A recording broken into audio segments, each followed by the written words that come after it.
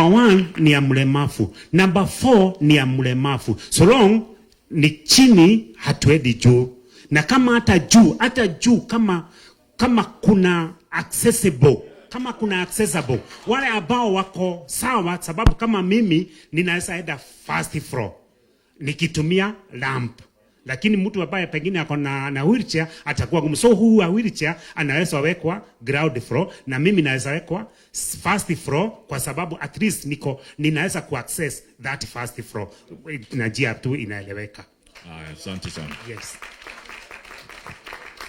Tunashukuru sana Bwana Mainge. Nafikiri ile kitu unajaribu kuavoid ni ile stigmatization. Exactly. Kusema nimetoka kwa soko ya walemavu. Ni kweli. Yes. Hiyo ndio hatutaki hiyo stigmatization. Asante sana. Tumeelewa. Makofi. Si ameongea vizuri? Kama mtu wa bottom up. Sawa. Sasa kuna hii AGPO ambayo inashughulika tupate hela. Abdi ni mwenzetu, amekuwa akifanya mambo ya cleaning kwa mabiashara tofauti. So Abdi is a deaf man, a very good young man from Wajir. Kuja utuzungumzie. Sio kama utasimama hapa ndio interpreter kuwe chini, the best way you can do it.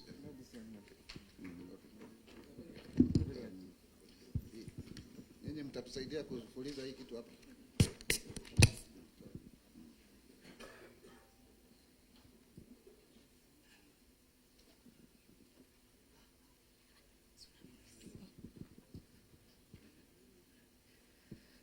The Deputy President of the Republic of Kenya, Honorable Sankok,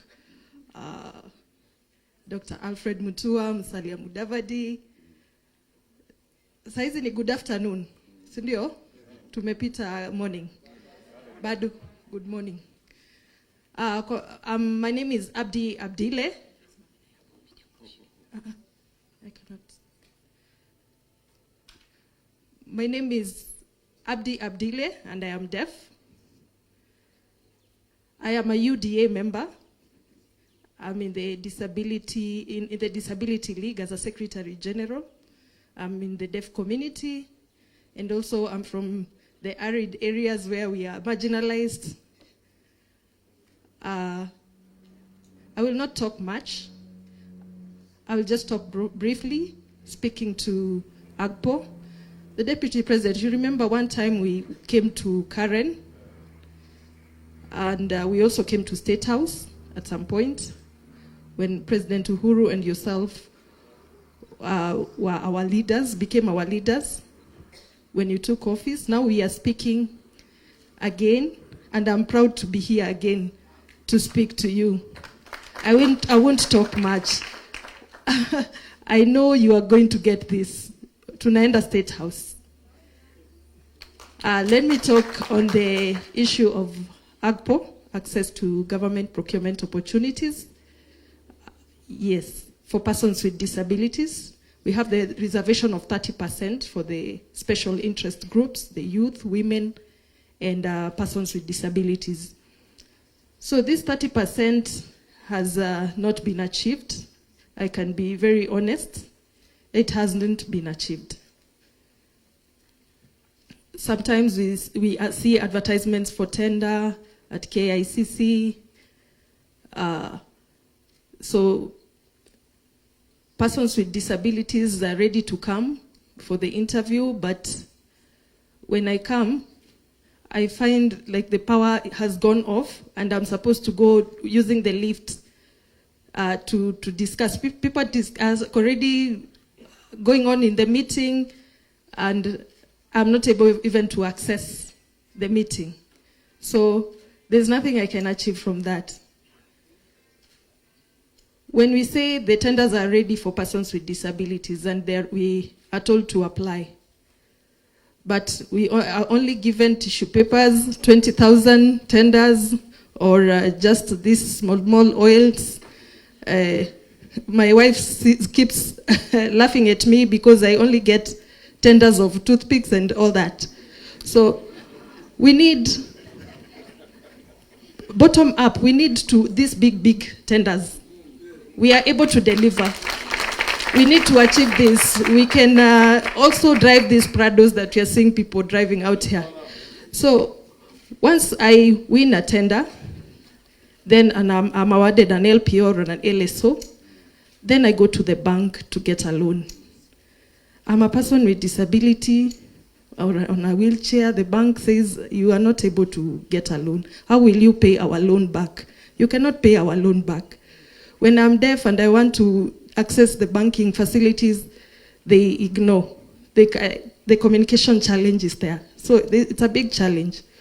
So when I go to the National Council for Persons with Disabilities, they say our money is there. We have, maybe I get a 2 million tender, but the limit is 500,000 at the National Council. So again, I am stuck. So I cannot move. So, when a Deputy President, after you get this seat, please help us. In the LPO financing, we have exhausted that.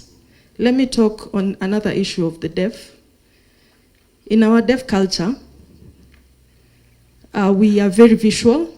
We view people and give them sign languages. For example, our Deputy President, your sign language is this. That on the nose. Yes? Why did we give you this sign name? You can see it yourself. You can see it yourself. Your nose is a bit bigger. Again. It is deaf culture. That is your sign name. Ruto. Yes. Mudavadi. This is your sign. Because you have that mustache with you on you. That is why we give you Mudavadi. Alfred Mutua, Dr. Alfred Mutua, you always shave this way, so we give you that particular sign. Yeah. In the deaf community, we are visual, and we give you a sign kulingana na vile tunakuona, kulingana na your physique. So people wanasema tu Sankok wewe uko na green ni ile tu green dress green. So I encourage you to learn a bit of sign language. One time when we went to Karen, we interacted with Honorable Ruto. And you see, when Ruto comes, he always says this. So he knows sign language. This is hello, hi. So sometimes he says this. Yeah? So that is sign language. Yeah, so just learn a little basic sign languages and you'll be able to communicate with us. As a deaf community, we are one family. We do not have a tribe. We are not Luo, we are not Kikuyu, we are not Mukamba and all that. We are one tribe. Sign language. As sign language community, the third language, national language in Parliament and in Kenya. So we have Kiswahili, English, and sign language. So we are free to marry any other. We are not like biased. The pastor who led us in prayers is around 70 years. And also, we respect our elders. We go to them. So we have other two elders who are becoming presidents, Waze. So I do not know, they cannot even use sign language. If they don't have time for us. We cannot vote for that, Mrengo. We will vote for Ruto, who is young and is able to sign, is energetic, is able to work with us. Thank you very much.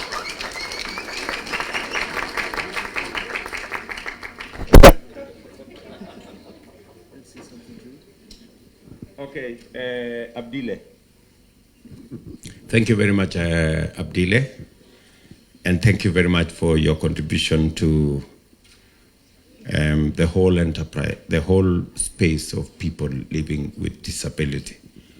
I know you have pushed us in UDA and Kenya Kwanza and to open up space for people living with disability. And I want to promise you that we will keep our word. Already we have several people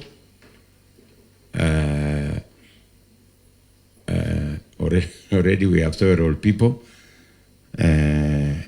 who are deaf, like yourself, in our list of nominees that will become members of county assemblies.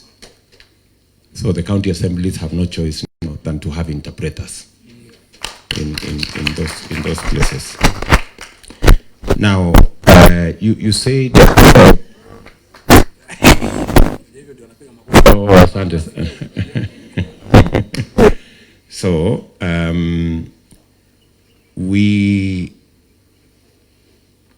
you said about the disability money at the council, which is how much is the total kitty at the council? Are you aware?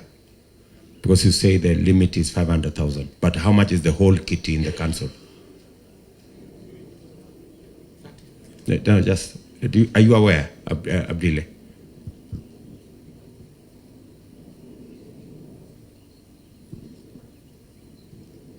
At the council, where the disability money, are you aware? It's 30 million. For the whole, for every county or for everybody? Yes, for the whole country. For the whole country? Yes. 200 million for the whole?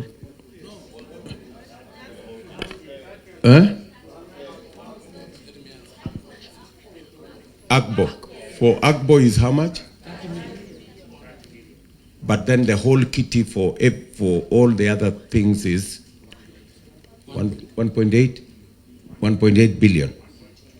That is the money that is available for them. So in the apart from that 1.8 billion, so just for satisfying the component, we have we're going to make it available out of our 50 billion. We're going to make 5%, which is 2.5 billion, available for people living with disability. So if you have 30 million in National Council, it will now to be 2.5 billion plus 30 million. So at least you'll have something. You are aware that we already made you already made the sign language as a third language in Kenya, yes, which now legitimizes the use of sign language everywhere and in every fora. And I agree with you that people living with disability, they want opportunity. They do not want sympathy. Yes. They want opportunity. Is that correct? Yeah. So I think let us leave it there for now, Abdile, and congratulations for what you're doing. Thank you very much. And by the way, you are very smart. I just want to add, thank you, Deputy President. You know, some of us in the UDA Disability League, we've moved and campaigned for you, and recently you were there, and you honored us. Please give us one vehicle for disability and interpreters to go around and campaign for you more. Okay, I will. Yeah. By next week, you will have a car.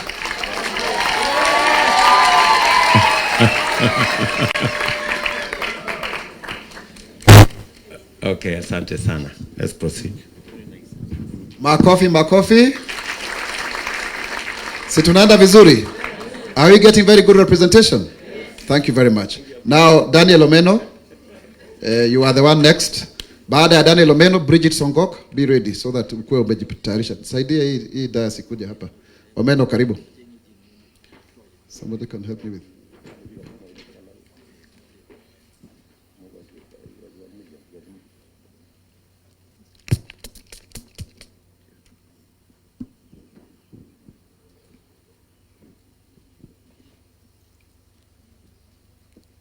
His Excellency, our incoming President, William Samoei Ruto and pamoja na viongozi wa Kenya Kwanza, ningependa kuchukua fursa hii kuwakaribisha wote kwenye huu mkutano. Kwa majina naitwa Daniel Omeno na ningependa kuongelea disability and health. Our Excellency, jambo ambalo ningependa kuzungumzia ni kwamba watu wenye ulemavu wanapoenda katika hospitali zetu za public, kuna vile wanatelekezwa, hawakui handled vizuri kama watu wale wengine. Unapata kwamba watu wenye ulemavu wamewachwa pale, hakuna mtu ambaye anawashughulikia, hakuna daktari ambaye anafikiria ya kwamba huyu mtu mlemavu anahitaji usaidizi ama amekuja kupata matibabu, na inakuwa ni challenge kwa watu wenye ulemavu. Utapata ya kwamba hata watu wenye ulemavu akienda pale, tuseme ni a woman mwenye ako na mimba, madaktari wanaanza kushangaa, wanaanza kucheka kwamba haya, hata hao walemavu wanakuwa wajawazito na anakosa kuhudumiwa. Tungependa Bwana President, unapochukua hatamu uweze kuangalia maslahi ya watu wenye ulemavu katika hospitali zetu, waweze kukuwa na ile dignity wanapoenda kutibiwa. Jambo la pili ambalo nitazungumzia ni medical bills. Kama kweli tujuavyo na vile tumesema ya kwamba watu wenye ulemavu ni hustlers. They are real hustlers. Unapata ya kwamba tukienda pale hospitali kutibiwa, kuna gharama kubwa ambayo tunakuwa nayo, na kuweza kulipa zile bills inakuwa ni shida. Tunawekwa pale hospitalini kwa sababu hatujaweza kulipa zile bills. Ningeomba our president, wakati utachukua usukani, uweze kuangalia ya kwamba kila mlemavu akuwe na NHIF ambayo inaweza kumcover anapoenda akipresent ile NHIF card, aweze kutibiwa na aweze kupata matibabu inavyostahili kama watu wale wengine. Bwana President, ningependa kushukuru kwanza kabisa. I remember very well when we had the first ever Mr. and Miss Albinism in 2016. We invited you to be the guest of honor, and when we invited you, actually ulikuwa na moyo katika watu wenye albinism, na uliweza kutusaidia, na tunakushukuru kwa kazi nzuri ambayo unayoifanya, na tunajua kwamba unapochukua hatamu unaenda kufanya mambo ambayo ni makubwa. Ningependa kusema ya kwamba tuko na changamoto kama watu ambao wako na albinism. Kwanza kabisa tuko affected tukienda kwa jua. Ninakushukuru uliitisha huu mkutano na ukaweka hema na uliconsider persons with albinism, kwa sababu tukiwa kwa jua tunapata skin cancer, na people with albinism suffer a lot from skin cancer. The money that has been allocated for persons with albinism, it's less. Ninashukuru our able super senator here, Isaac Mwaura, kwa kazi nzuri ambayo amefanya. He fought for that. That's why we can get sunscreen from the hospital. But I want to assure you, our president, the money that has been allocated, it's still little. Compare, when it was allocated for 3,000 people, persons with albinism. But now, it's 3 times of the number. But still, we have to cater for ourselves, of which is a challenge. Some people don't get sunscreens. Some people are not treated for skin cancer. Recently, we have lost around 3 persons with albinism from skin cancer. And if we don't take care, our people are going to die.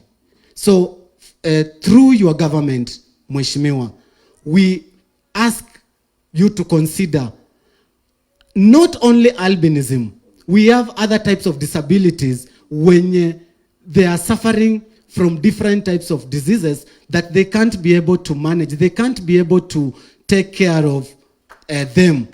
Kindly look into that. Number 3 and the last one. Persons with albinism have devices. And these devices are costly.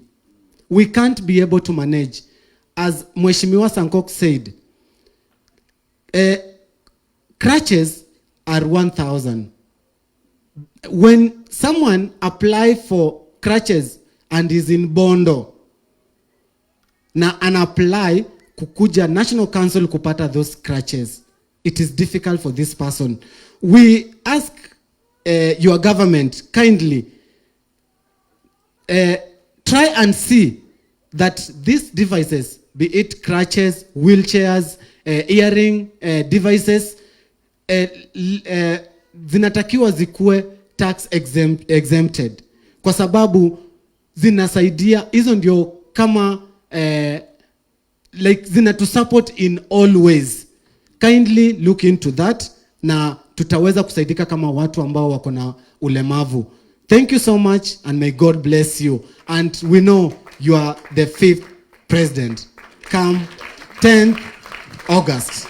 Thank you so much. Bwana Omeno. Yes, Habari yako? Thank you. Uko salama? Niko salama. Very good. Yes. Tumekusikia sana kwa makini na nakubaliana na wewe ya kwamba everybody must be treated with dignity. Yes. Vile umesema, na nafikiri ya kwamba tutaongea na washikadau wote, people in hospitals and people everywhere, so that they are sensitive about what they say and how they treat people living with disability. Ili tuondoe ile kidogo ni inaonekana kama madharau. Yes. Yeah. Na ni kweli, unajua mtu akienda mama mjamzito ameenda hospitali na pengine anaishi na ulemavu, watu wanaanza kuongea mambo ambayo hayapaswi. So tunakubaliana na wewe hapo, and maybe in our curriculum we will have to think of how to ensure that there is sufficient training of all government workers to make sure that they are sensitive to dealing with people living with disability. Jambo la pili, umesema ya kwamba watu wanaoishi na ulemavu wasaidike na mambo ya NHIF, wawe na NHIF cards. Yes. Ili waweze kupata matibabu. Yes. Mpango yetu kama Kenya Kwanza ni kwamba itawezekana tuwe na universal health coverage. Yani kila Mkenya, awe ni mlemavu ama awe ni sio mlemavu, wote tutakuwa na bima ya afya ya umma wote wa Kenya. Wow, hiyo ndio mpango yetu. Yes. Na nakubaliana na wewe ya kwamba hiyo mpango ya universal health coverage ama bima ya afya ya umma itahakikisha ya kwamba watu wanaoishi na albinism kama wewe Bwana Omeno, yes, mnapata ile cover ina include sunscreen. Tuliweka kwa budget milioni 100. Lakini watu wenye wanaishi na albinism wameongezeka karibu mara 3. Yes. So while we are working on NHIF, tutahakikisha kwamba hiyo pesa inaongezeka kulingana na vile watu wameongezeka. So yes, we will increase that for the moment to 300 million Thank you, put it in the budget. thank you. And but long term, we will include it in the NHIF, in the universal health coverage provision, Yes. so that it's taken care of. Thank you. There is absolutely no reason why anybody would tax hearing aids or crutches or White canes. or white canes. Yes. Because these are just used for people living with it. It cannot be used for anything else. Yes. You know, nobody else needs it. So we will work with our tax experts so that we can remove tax on those items and make it much more accessible to you. Yes. And finally, ili msio mnangojea kutoka Bondo vile umesema ama sehemu ingine, you know, ati mnakuja kuchukua kitu ya shilingi 1,000. Yes. Tumesema ya kwamba we will find a mechanism to devolve to counties these facilities, ndio iwezekane ipatikane, na katika ile sheria ambayo tumesema tutahakikisha kila county itakuwa na disability bill. Tutahakikisha kwamba kila county wako na ofisi ambayo itashughulikia watu wenye wanaishi na ulemavu, ikiwemo provisions kama hizo umesema. Tumekubaliana? Ndio. I don't know whether, gentlemen, you have something to say. Bwana Omeno, kuna jambo lingine pia lilitajwa na I think it is Mheshimiwa Sanko kama Mheshimiwa Maura, kuhusu hata when you get donated items, wheelchairs, crutches, and they come from other countries for our people, wanasumbuliwa sana pale customs. Wanaambiwa lipe taxes on donations. So you can be assured serikali ya Kenya kwanza, hii itakuwa ni mambo ya kusaulika. Because donations should not be taxed. As long as they are coming to assured people, then it is very easy for them to come. I've been very frustrated myself. We imported items for, some groups, and I had to go to Mombasa, try to get it to pay for them so that the wheelchairs can come out, which is ridiculous when you think about it. Even some people are giving the donations to Kenya, waliacha, wakapeleka other countries, because it looks ridiculous. So some of those small shida ndogo ndogo ya watu ambao haelewi, hiyo tutaiondoa chap chap. So. Thank you so much. Asante sana Bwana Omeno. Thank you. Makofi. Mheshimiwa naibu wa rais, hawa watu wachukui opportunity kukusalimia. Omeno, Maingi, nendeni msalimie. You don't get this opportunity mara nyingi, si ndio? Hiyo ni mkono ya rais ambaye anaingia, si ndio? Hata usiende uoge leo jioni. Pige picha, weke frame, weke hapa kwa nyumba. And by the way, His Excellency is very approachable. Hiyo wakati Omeno anasema, I called him today, akakuja kesho. He's that accessible. Yeye anachukuanga simu, sio kama wale wengine wanalenga. Tunaelewana hapo lakini msiombe namba mwanze kupiga saa hii. So Bridget Songok ataongea mambo ya employment, atafuatiwa na Samson Wawero, he's a blind man, the CEO. Alafu tukuje kwa our chair Sonko. Please dakika mbili kwa sababu program inaendelea kuwa tight so that others can get an opportunity. Ni sawa sawa? Tuko salama? Tuko salama kabisa? Hebu salimia mwenzako, mwambie nasikia niko nasikia vizuri sana, karibu na Deputy President. Wewe unanionaje bwana? Unafikiri ningefika hapa amekaa mlemavu? Haya hapo. Your Excellency, our 50th President, leader of Kenya, and my fellow people with disability. Good afternoon. Okay, my name is Bridget Songok, aka Sankok. Most people call me Sangok because wanafikiria more Honorable Songok is my dad, and I've taken really advantage of that name. I've become popular because of that name. I am a Deputy Secretary of UDA Disability League. I'm the founder and director of Warembo na Disability Society of Kenya.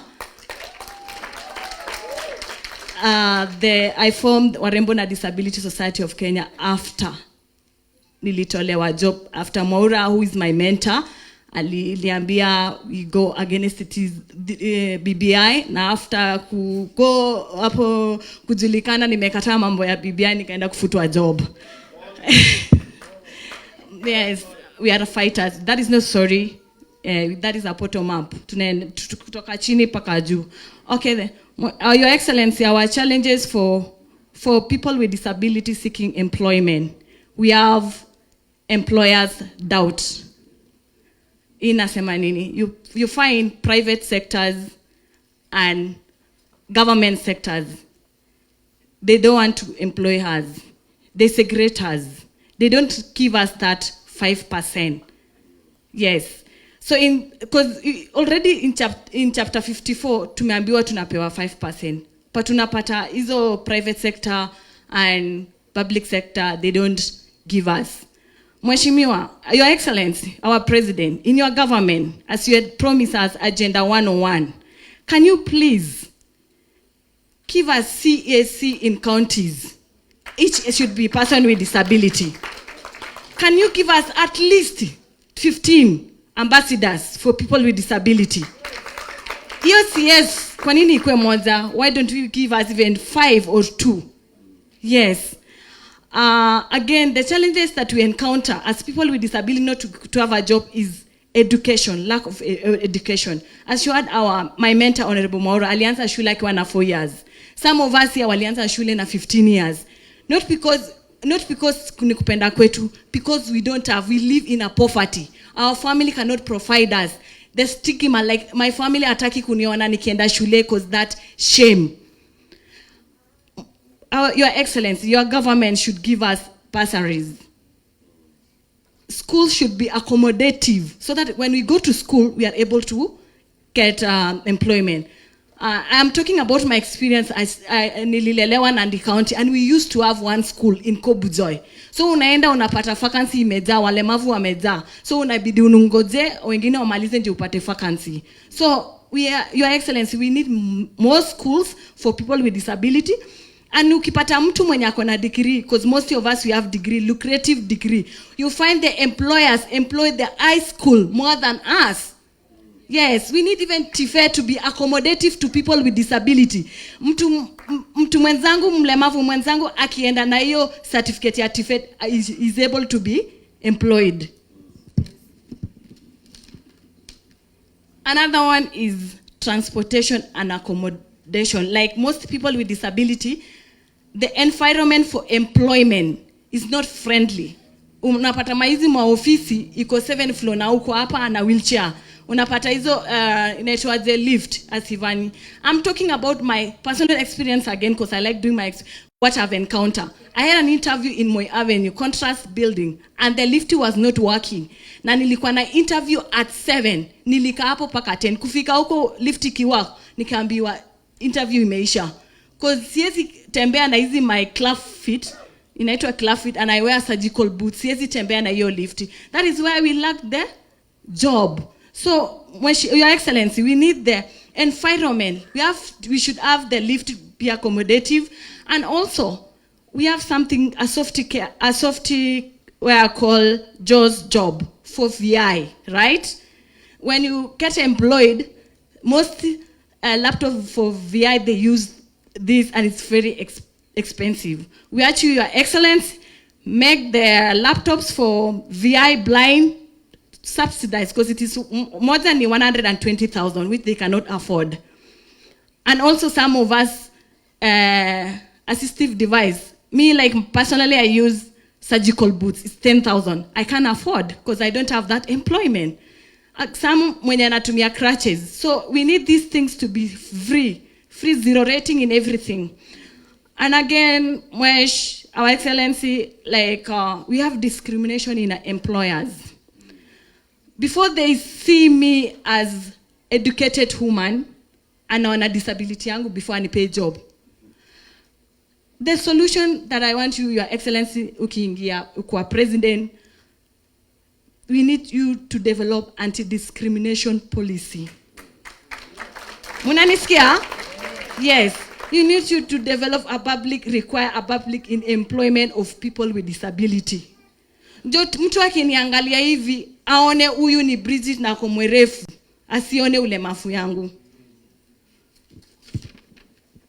Again, is lack of employment strategy plan.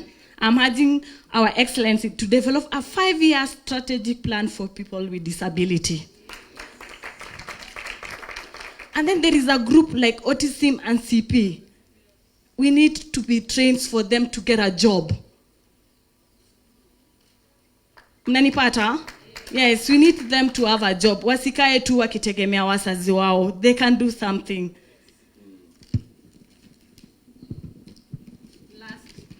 Last, the only wise word I can tell you, Your Excellency, because you will become our 50th president. It is easy to do a job, right, than to explain why you didn't do. Give us job, Mwesh. Yes, we have server. Give us job as people with disability. Can you repeat again what you said? It is easier to do a job right than to explain why you didn't. Yes. So ukinipea hiyo kazi nitafanya, na nitafanya twice than non-disabled. Right? Yes. Thank you.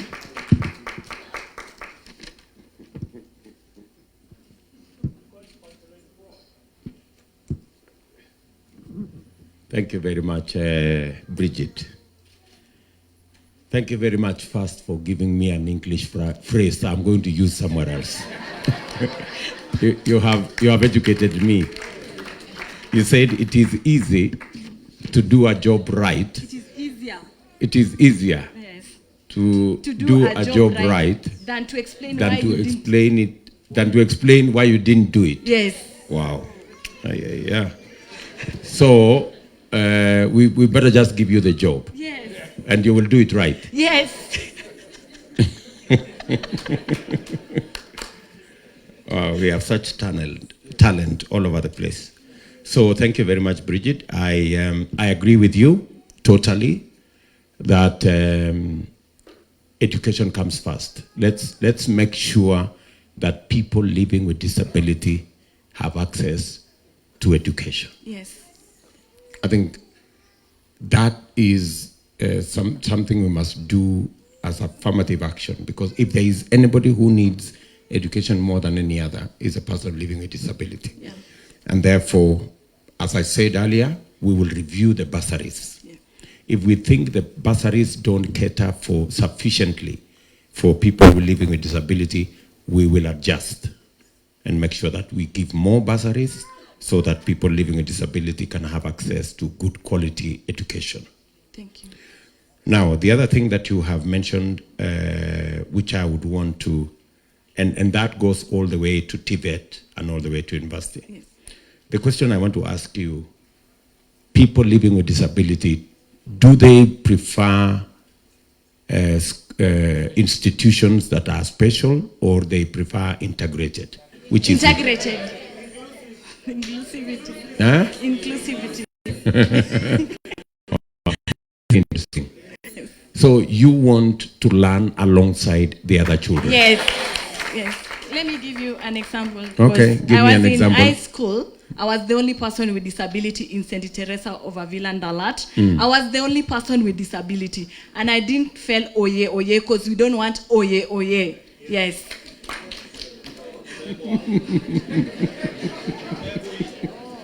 Wow.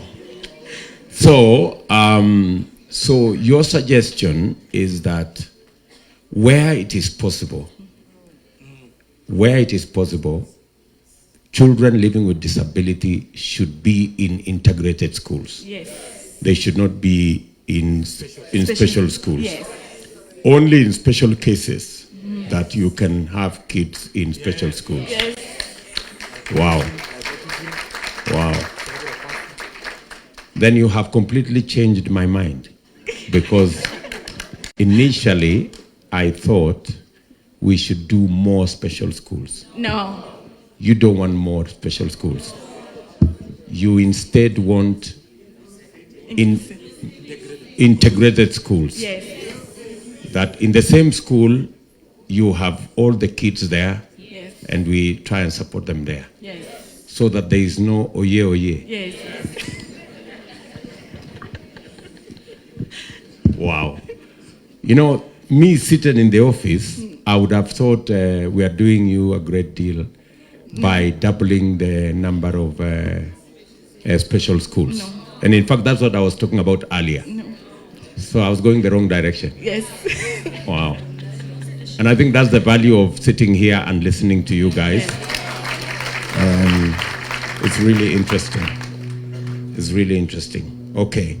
So, so you have said that for people who are visually impaired, we should make it possible for them to access computers Yes.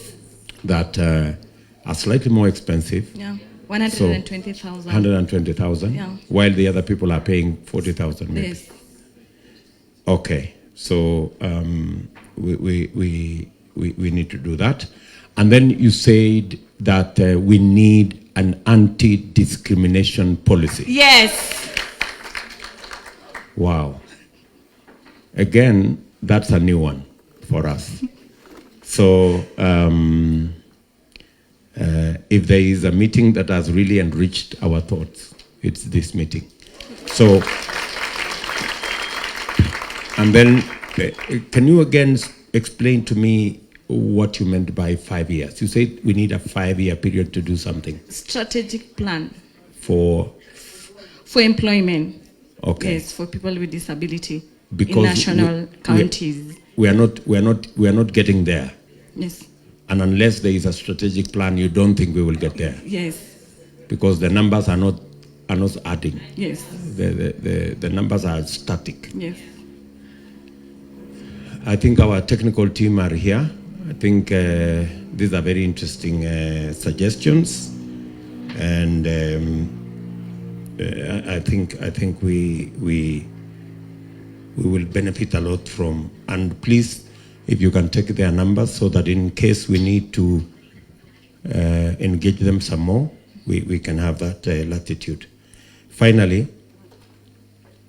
why I said we need a partnership between the Kenya government and the Cure International Hospital is because if this beautiful lady, if somebody had intervened earlier, her legs would have been corrected. Yes. Isn't it true, Bridget? Yes.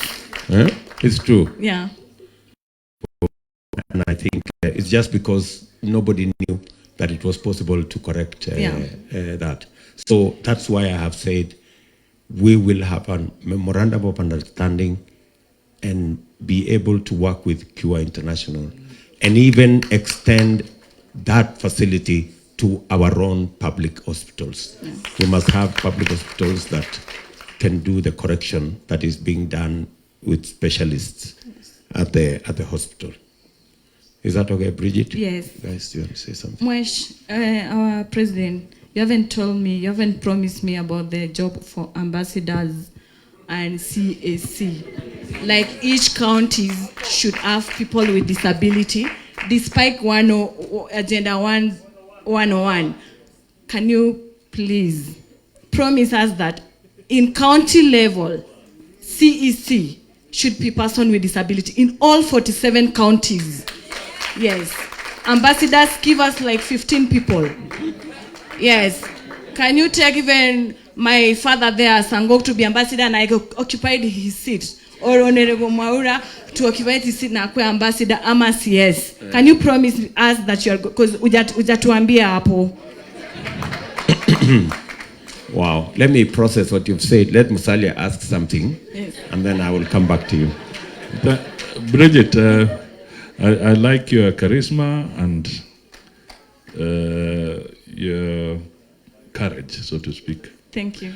Now, you know, you said something about the BBI. I don't want to take you there. Yep.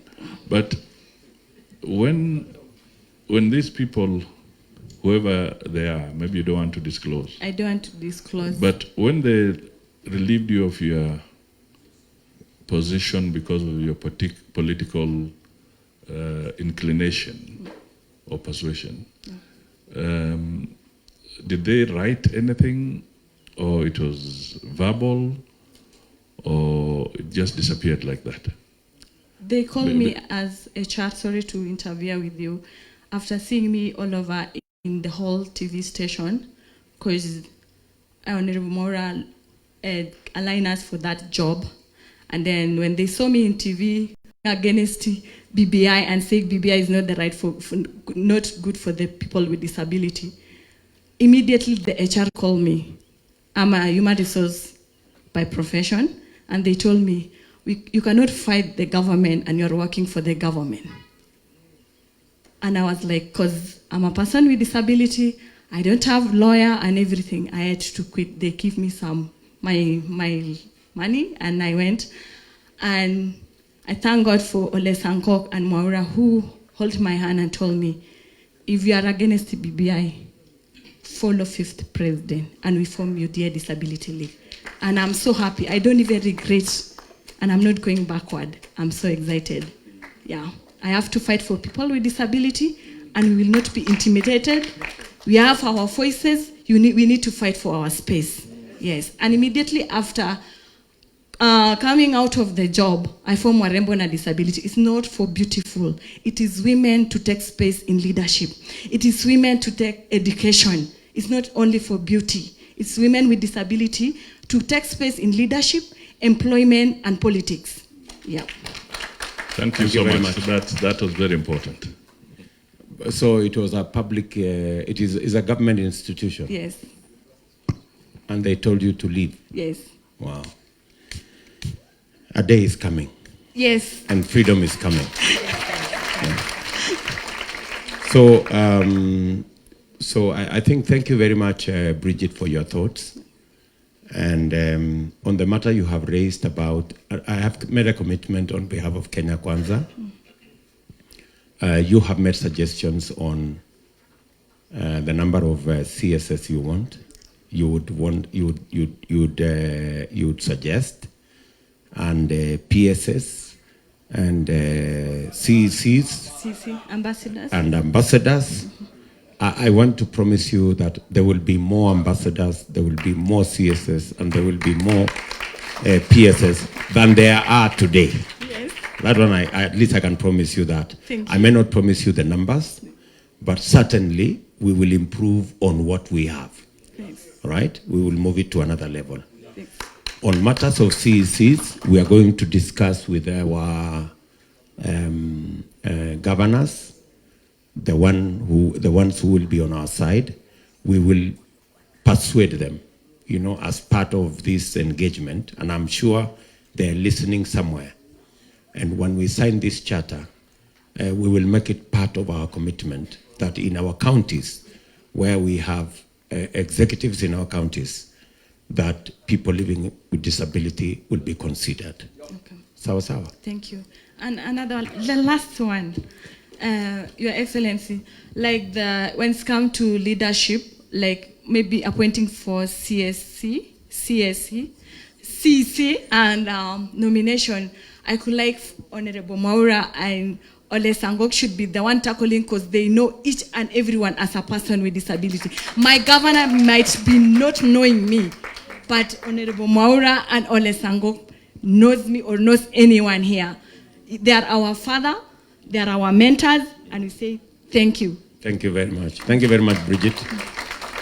Your suggestion is taken on board. Thank you. Asante. God bless you. Makofi kwa Bridget. Si hata sisi tuko na wasichana warembo wazuri hivi. Kwanza vile ameambiwa na deputy president si atalala na hiyo viatu amevaa.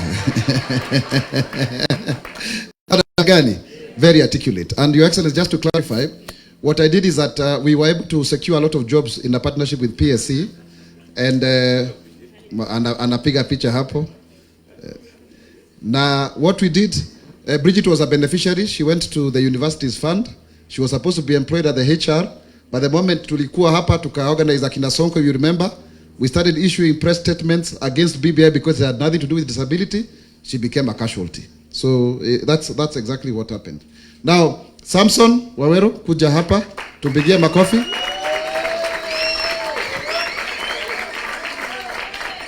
Huyu anatumia white cane huyu. Na Your Excellency, anakuona. Anakuona.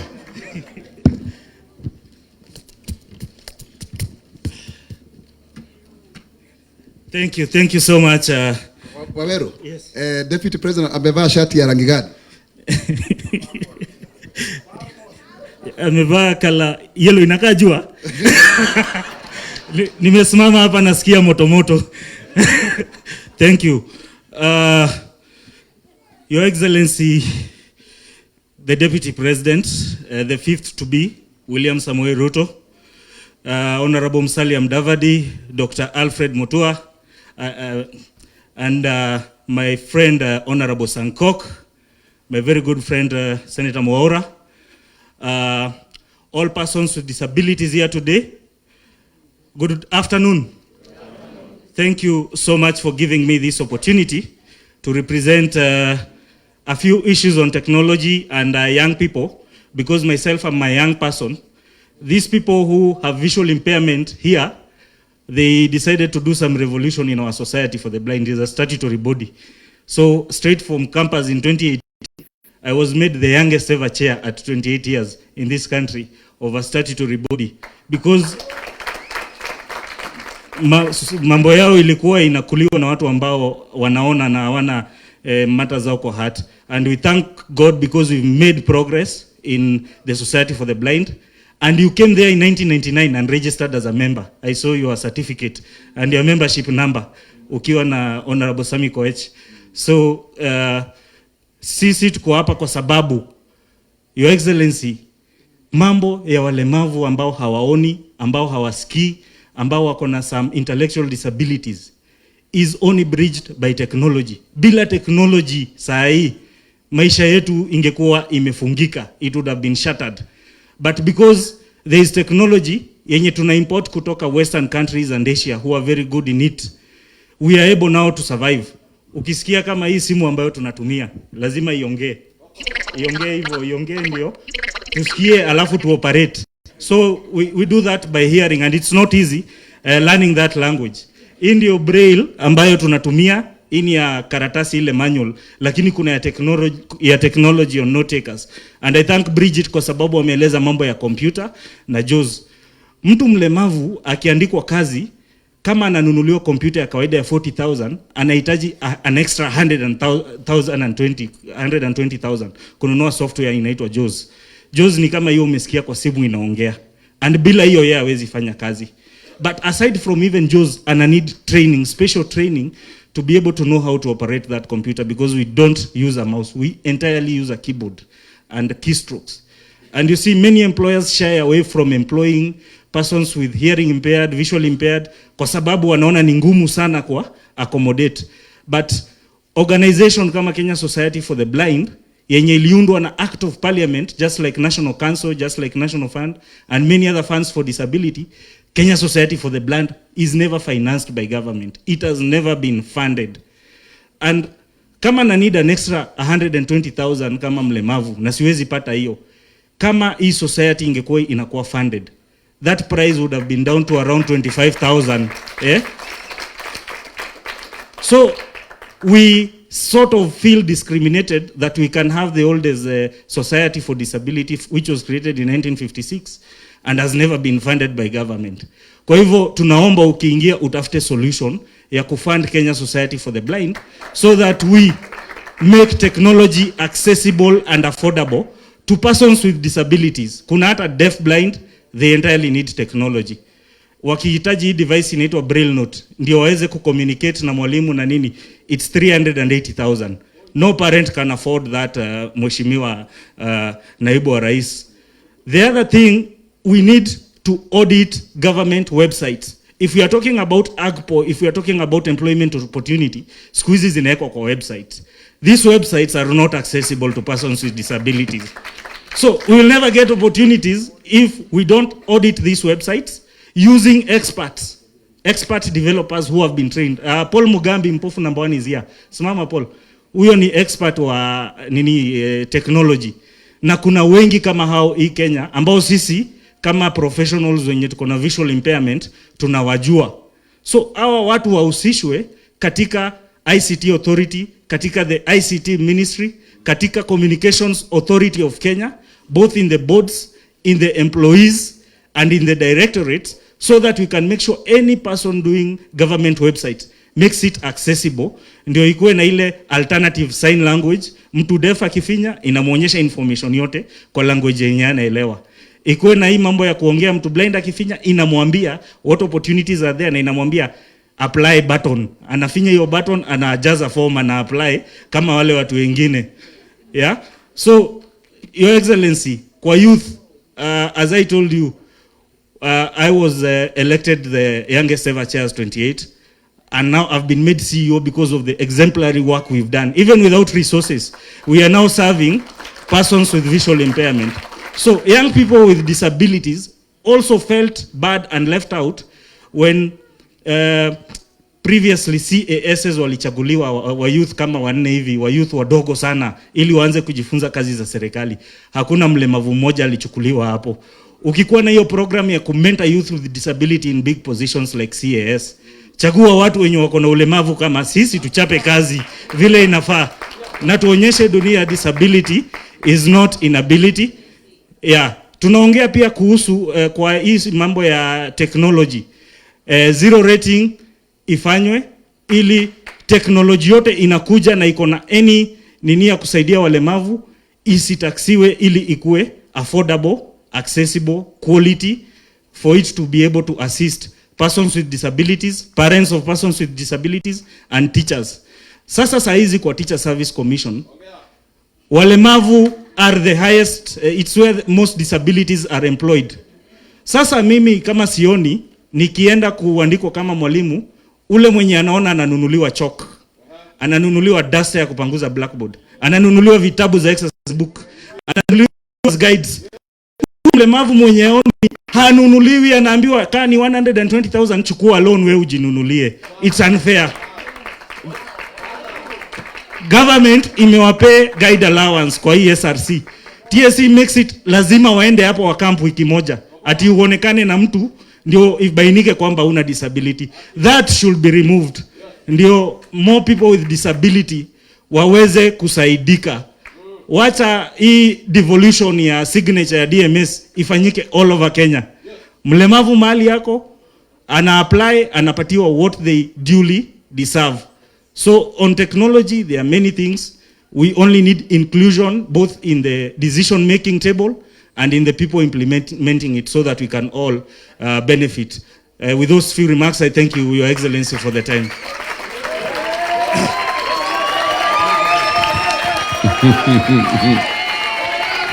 Asante sana Waweru. Asante sana Bwana Waweru. And congratulations for what you're doing. Thank you. Even with all the challenges and difficulties, I am very happy that you are upbeat and you have a very positive spirit. Pongezi sana. Asante. Association, you said society. Kenya Society for the Blind. Kenya Society for the Blind. It's true. I came there in 1999 and registered as a member. I must apologize that we haven't funded the Kenya Society for the Blind. We should. And I want to promise you that, God willing, from next year's budget, there will be a budget for Kenya Society for the Blind. It is established by an act of parliament. Yes. It is serving very deserving people. And all the items you have requested to be exempted from taxation, we will need to sit down with you and the people concerned in our tax people, so that we can find the mechanism to remove them from the tax list. Or even if tax has to be paid, then it must be paid by the government of Kenya, so that you can get the items in that manner. Number two, there is certainly, listening to you guys here, there is certainly a wealth of knowledge and expertise that is missing in government by not having you on board. Yes. So you are challenging us that your place in government will add a lot of value Yes. in making sure that we create inclusivity. Yes. And before I came for this meeting, maybe I didn't have these ideas.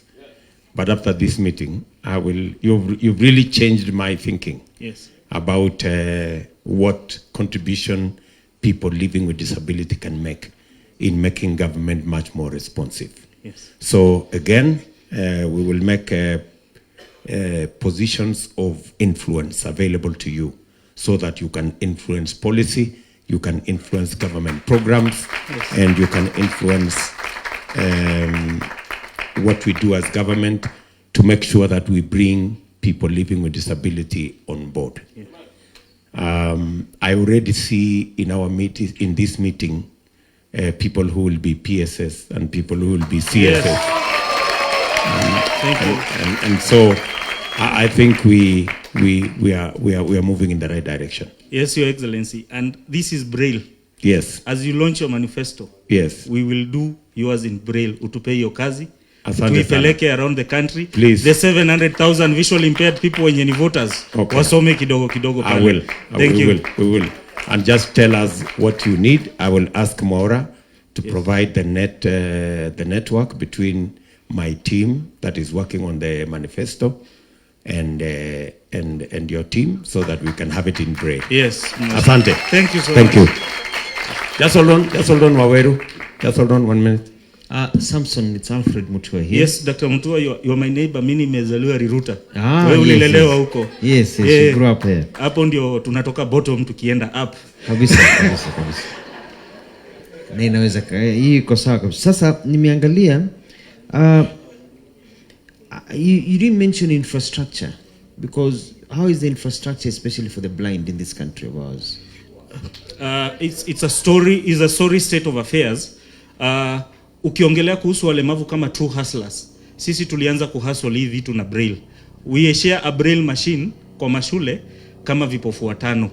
So kwa exams we even make sure form 2 and form 1 will not have Braille machines ili sisi tuweze kufanya mitihani. The kind of infrastructure that we have from our schools to our institutions, even in, let's not talk about institutions because pale hakuna. There are no infrastructure for the persons with disabilities. We must make deliberate efforts to make reasonable accommodation in terms of allocating a budget. When also people with disabilities are involved in the budget making process, they'll bring these issues to the fore so that as we develop the budget and as it goes to parliament, we will say we want to make infrastructure that is specific for persons with disabilities. But any infrastructure, Mheshimiwa Dr. Mutua, can be accessible to any person, not only with disability, all people. The only thing is that in this country, disability is looked at as an afterthought. But we want a place whereby when we are designing, when we are thinking, when we are saying we want to create this and this, let persons with disabilities be involved so that it can be accessible to all. Tusirudi tuseme we want an extra budget to modify. No, let's involve it from the word go, and that will help. Mr. Maura, I know you are a member of our economic team and you have ably represented people living with disability. But I don't mind if it is okay with Mr. Waweru if he can join that team. Yeah. Thank you so much.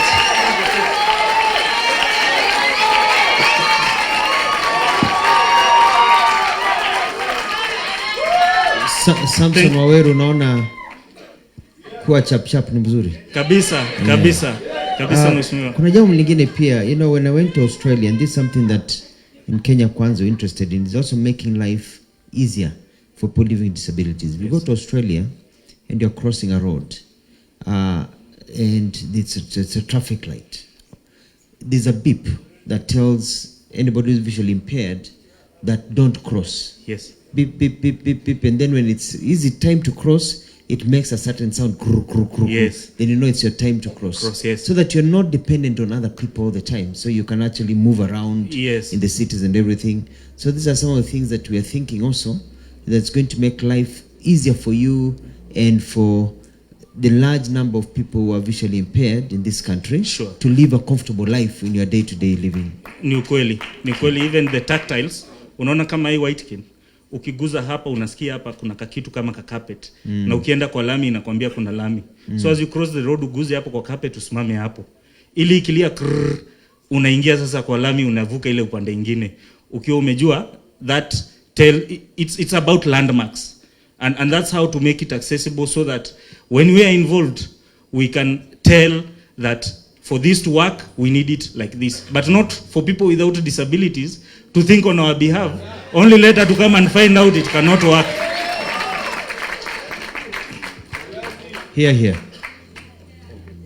So thank you very much, Mheshimiwa Rais, kwa kunipatia fursa ya kuchangia katika timu yako ya economy.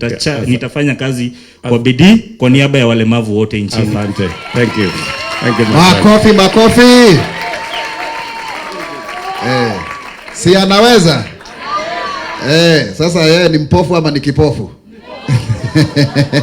Your Excellency, tunakuwa tukijoke hapa, tunaitana hii mambo ya kivi, kiwete, viwete. Hiyo inakuwa hivyo, lakini mtu mwingine asijaribu. Ama namna gani? So time is really going, si ndio? Na shughuli ni mengi lakini tunaendelea vizuri. Sonko, kuja hapa tafadhali, dakika kidogo tafadhali, wewe ni chairman. Alafu Jackie, the parent representative wako, kiongozi wa wazazi, Jackie, be ready. Alafu Alice, msichana wetu Alice, huyo wa cooperative student. Alafu mpofu number 1, Mugambi, mkiwa na Kanywa, you'll do it jointly. You are the last group around arts. Alafu tutajua baada hiyo program tutaenda namna gani. Tumeelewana vizuri? Masi Chelagat, be on standby. So mpofu number 1, mkiwa na Kanywa, mzungumzane mambo ya arts, how you'll present a joint presentation because of time. Lakini deputy president ako hapa anaendelea kusikiza. Tunafurahia. Tumeshawahi kuwa na kiongozi anasikiza hii masaa yote. Your Excellency, tunataka ukae mpaka kesho jioni. Ama namna gani? Haya, Sonko, you have the floor.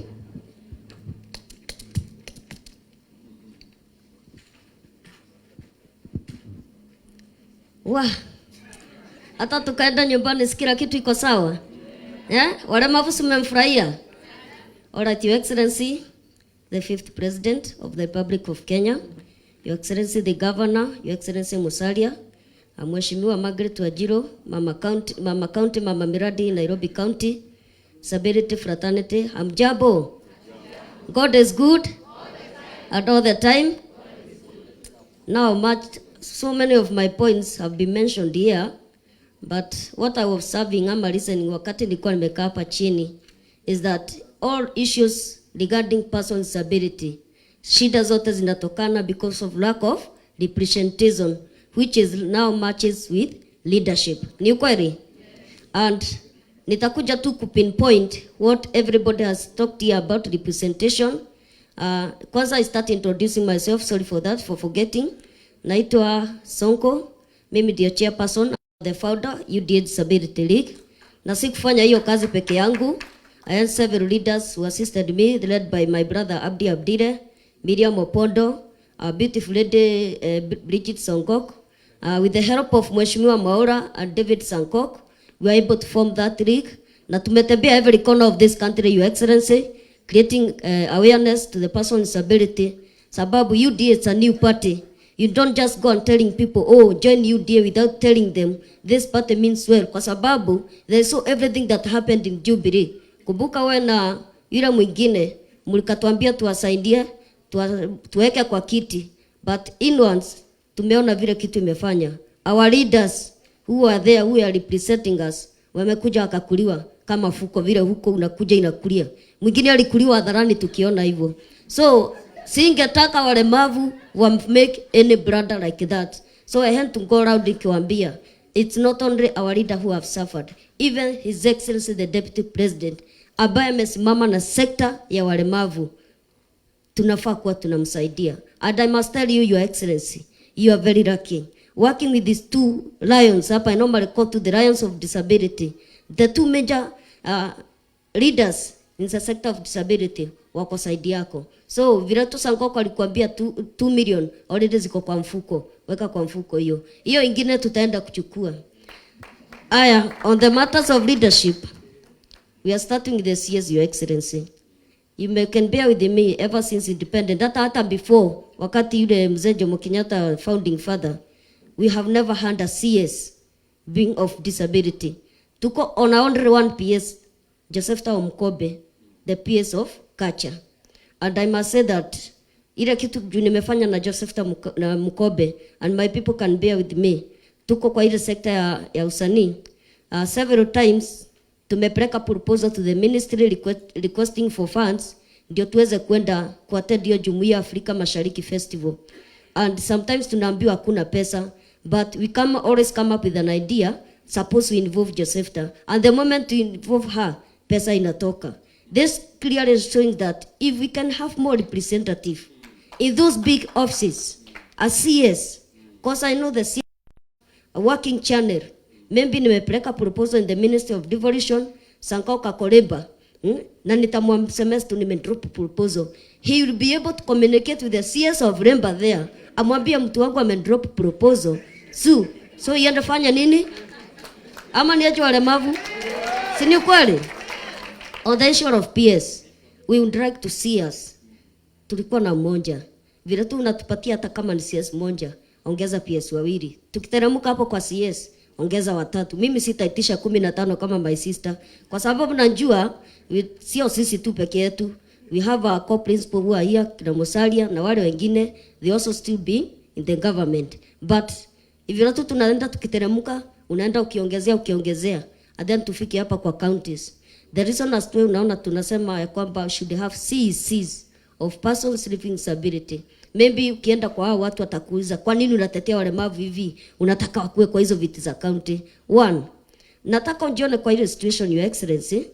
We have 2 nominated MCAs of persons with disability in this, let me say Nairobi County. And then Sankanja, of course, siatashinda. Ako na MCAs wawili wa disability na ako na CEC. Will we ever had any complaint on the ground? Kwa sababu walemavu tunapendana. Despite that we come from different categories, we have our working channel. Hata before ukuja already tulishakutana, we have already discussed what, na tunajua ile kitu tunajua. So you can see that government having 2 nominated MCAs of persons with disability and then a CEC of persons with disability. You can see how things will flow well. Because they know the pain that we are going through huko kwa ground. And the same, the governors, not only the CEC, let's also consider on the various posts of like ward administrators. We are capable of doing that. One thing ni kuambia na mlemavu, Your Excellency. Mlemavu haitaji umpe pesa. Mlemavu haitaji umpe attention.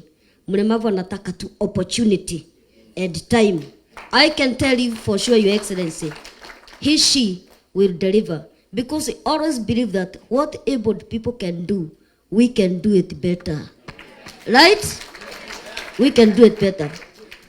Your Excellency, and you have proven that. Let me use an example of the 2 gentlemen here. Mwaura, Mheshimiwa wangu kuja hapa.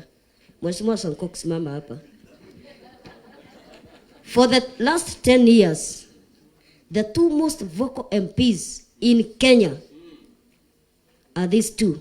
Despite yes to how tuko na kina Mheshimiwa Nduale na wale wengine, without them hakuna inge kwa parliament. Kwa sababu siku moja nilitembelea huyu, tulimtembelea na Abdi na Bridget. And so akatuambia twendeni huko parliament mkasalimie. And so ilikuwa masaa ya lunch, tulikuwa tunaenda hivi tunapata MP, unajua anakaa like a school, mnakaa vile mnajuana. And so he found some MPs from I think hiyo area Bomet, sikuelewa ni wapi. Akawauliza, "Wewe nyinyi, kwa nini mnakaa pamoja?" I told you, msema mnakaa pamoja. And so akainua krancha akaongelesha chini, they all ran away. And later they came back. By the kamuuliza Mheshimiwa, by the way, are you there tomorrow? Akauliza kwa nini? There is a motion that we want to pass. Na haiwezi pass bila wewe. Hapo ndo nikanjua, so we have God amongst us. Your Excellency, they are working with you. What else are you waiting? Ambassadors hatujaipata, they are here. Tunataka waondoke political arena so that myself, Abdi, Miriam na Bridget, we can also take over. They have meant us very well, and that's why unaona being despite my height, demobilize hawa walemavu wote, and this is just an example. Hata huyu alishinda, sinaona ni short stature despite ako kwa wheelchair. Charity begins at home. Akuma vile ningeenda kuambia wengine mshinde na bila kwanza hata kupata hata mmoja, na Kipkemei hapa Daniel alikuwa namba 2 huko Racecourse. So that's why Your Excellency, we are requesting, it's good that we have your representative and inclusivity in all those posts. And I can tell you, a time like this, nataka tukue na mkutano kama hii. Not here, not in Karen, but in State House. I believe in God. Ulisimama na sisi, ulisimama na Kenya. When they brought that monster BBI, wewe ulisema, I'm going for the truth side, not the right side. Ukasimama na sisi walemavu. Na maybe ulidhani na tukuona, bado tuliona. And that's why nilivuta huyu sister yangu Bridget, Miriam and Abdi, tukaweza kukata hiyo BBI. Maybe you saw my clip when saying that we are not jigukaranga kila saa mnatuita support nini, tunapata handout tunaenda nyumbani. No, we want empowerment. We want to be given opportunity like what you are doing now, Your Excellency. They are busy giving their people handouts and promising fake promises there. You are here, tunajenga serikali pamoja. Walemavu ni nini ingine mnataka? Your face represent progress. Win. Their face represent violence, witchcraft, ukabila, mambo mingi. I can say a lot of things, but I have pain with them kwa sababu their time is numbered, Your Excellency. Na mimi nataka nikwambie, we as persons with disability, the 6.5 millions persons with disability, hiyo kura tutahakikisha imeenda kwa kikapu yako. You are a leader, not a conman like other people. And despite ya kwamba atakufungia stadium, Your Excellency, waende. If you ni kama kuna jeshi hapa mzuri inaweza kukusaidia, kwa hiyo ita walemavu. Hao ni watafu sana hata kuliko ile KDF. Unaona sasa nimetanja Sankoko ameanza kushika kasi vita, mheshimiwa. Therefore, it's my hope submissions, Your Excellency, hata kama nimeenda sana, you at least will see to that. And the last thing nimekubuka, just what like mheshimiwa ndugu yangu Abdi alikuwa amesema, tumekuwa tukitembea sana huko attending your rallies, na kazi tumeifanya umeiona. Now we would request now to work with you kwa hizo campaigns. Now tunahitaji ugali ya campaign, ndio sasa wale watu wanjue hawajui. They know very little, they think they know but they don't know. What they know is very little, and it's only ukambira na witchcraft. As simple as that. Thank you, sir.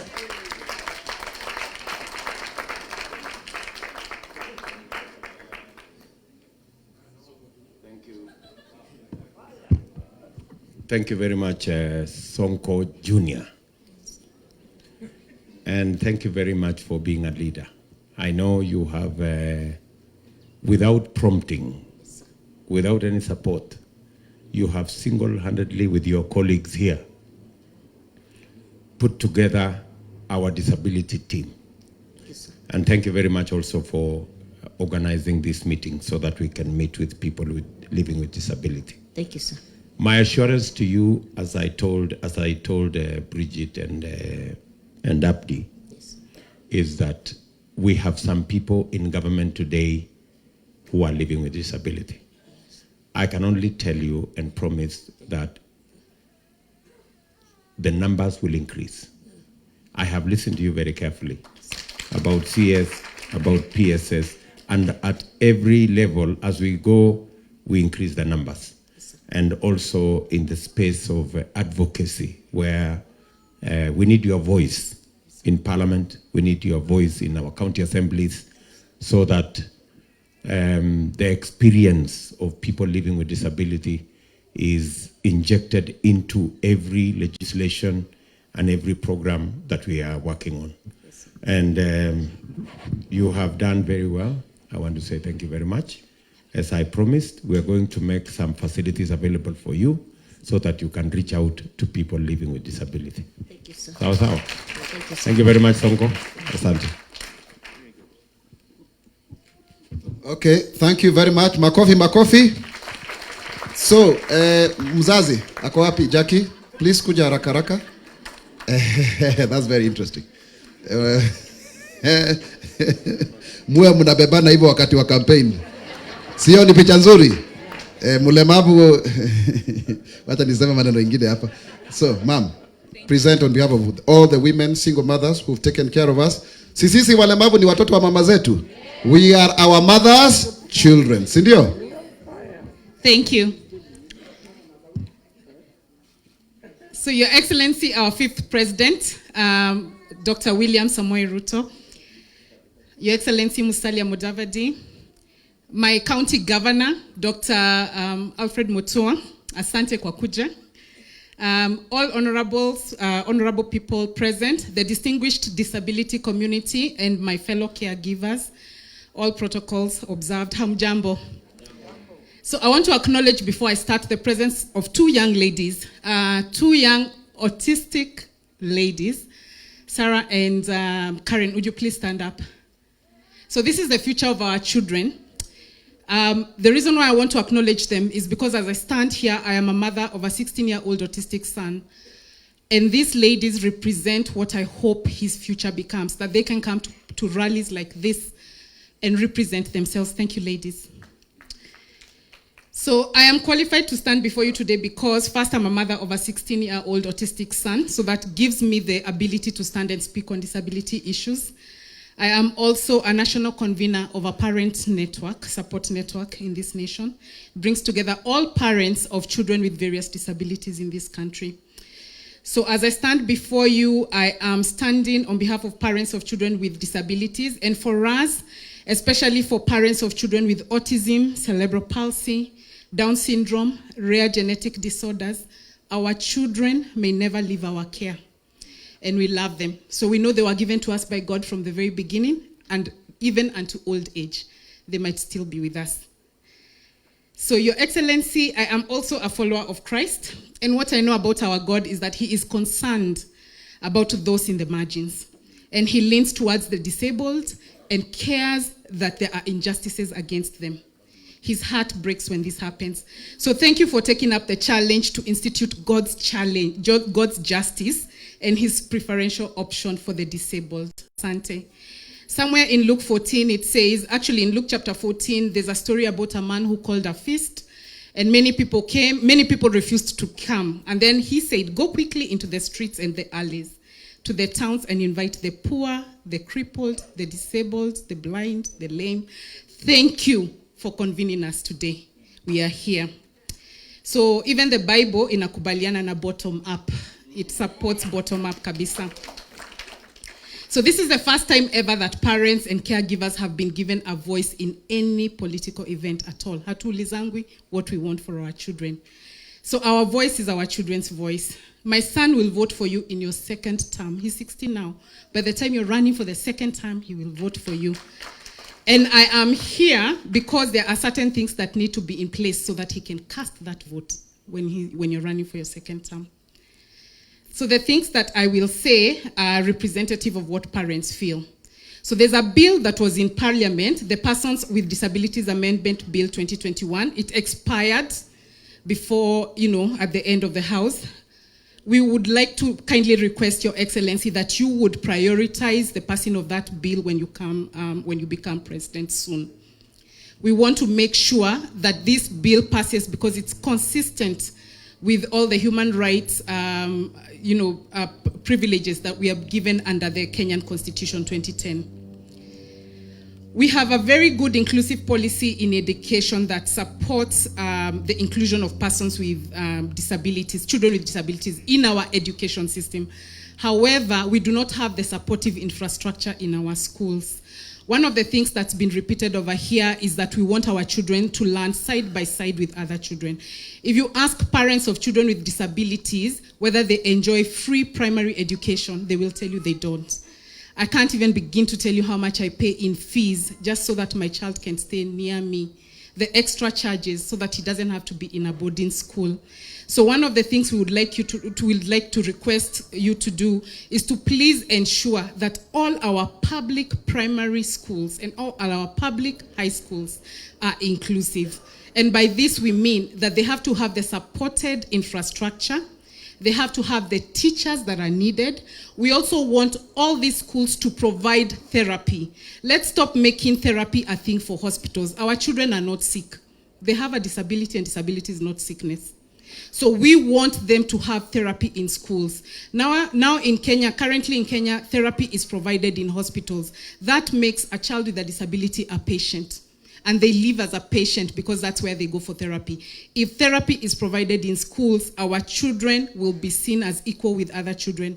When any parent takes their children to school, by saying, wewe mtoto moja enda pale na mwingine pale, we continue to perpetuate stigma because they're seen as different. So we want all of them in one place. We want to make sure that there is digital access to therapy as well. We're asking for access to technology like augmentative communication devices so that those like my son who cannot speak are able to speak. The gentleman who spoke before could speak through his phone. He can access, like you could hear the sound. For those who are non-speaking, when they have AAC devices, they're able to communicate. A lot of children who are non-speaking are told that they cannot understand and they're told they're foolish. They are not. The thing they're not able to communicate is that they're not able to feedback that they understand. So by having augmentative devices, then that means that they're able to tell their teachers, we have understood, and this is my answer to the question that you have asked me. We are asking that according to the UNCRPD, that we don't continue to do institutionalization of persons with disability. The world is moving away from institutionalization. There's already a UN charter that says that it is not right to have persons with disabilities institutionalized. So let's stop with the boarding schools. All children require love. On a day-to-day basis, some of the problems that I keep on dealing with all the time is a parent complaining, nilipeleka mtoto boarding school fulani, amechapwa, na nilimkuta ako na vidonda. The reason that happens is because these children go away from their parents because the schools are far and the parents' eye is not on them. So we need them to be near. We want to love them. But because we want them to have an education, some of us have been forced to take them far. So let's bring them nearer. And by having inclusive education, that will make that possible. So children with autism and other intellectual disabilities become adults. And we don't have transition services to senior schools. Sometimes a child cannot go all the way to high school or all the way to campus. And so we need transition services so that there's life preparedness and job preparedness in between. There's also the aspect of employment that was mentioned. So employers are still not meeting the 5% for employing persons with disability. We actually want to ask that employers have 10% employees with disability. And a good way to actually even make this enforceable is you tax them. Tax them if they do not include people with disabilities. Institute a tax. They have to, if they do not have persons with disabilities in their employment, in their offices, in their organizations, tax them. And then make sure that that money goes to the people who should already have been earning it. So that improves the kitty for persons with disabilities. So we can call it a non-compliant tax and they can just pay it. So in our work, we also do a lot of work on access to justice. And in access to justice, there's a lot of discrimination in the justice system for persons with disabilities. For intellectual disabilities, it's even worse. A lot of persons with intellectual disabilities are accused of petty crimes.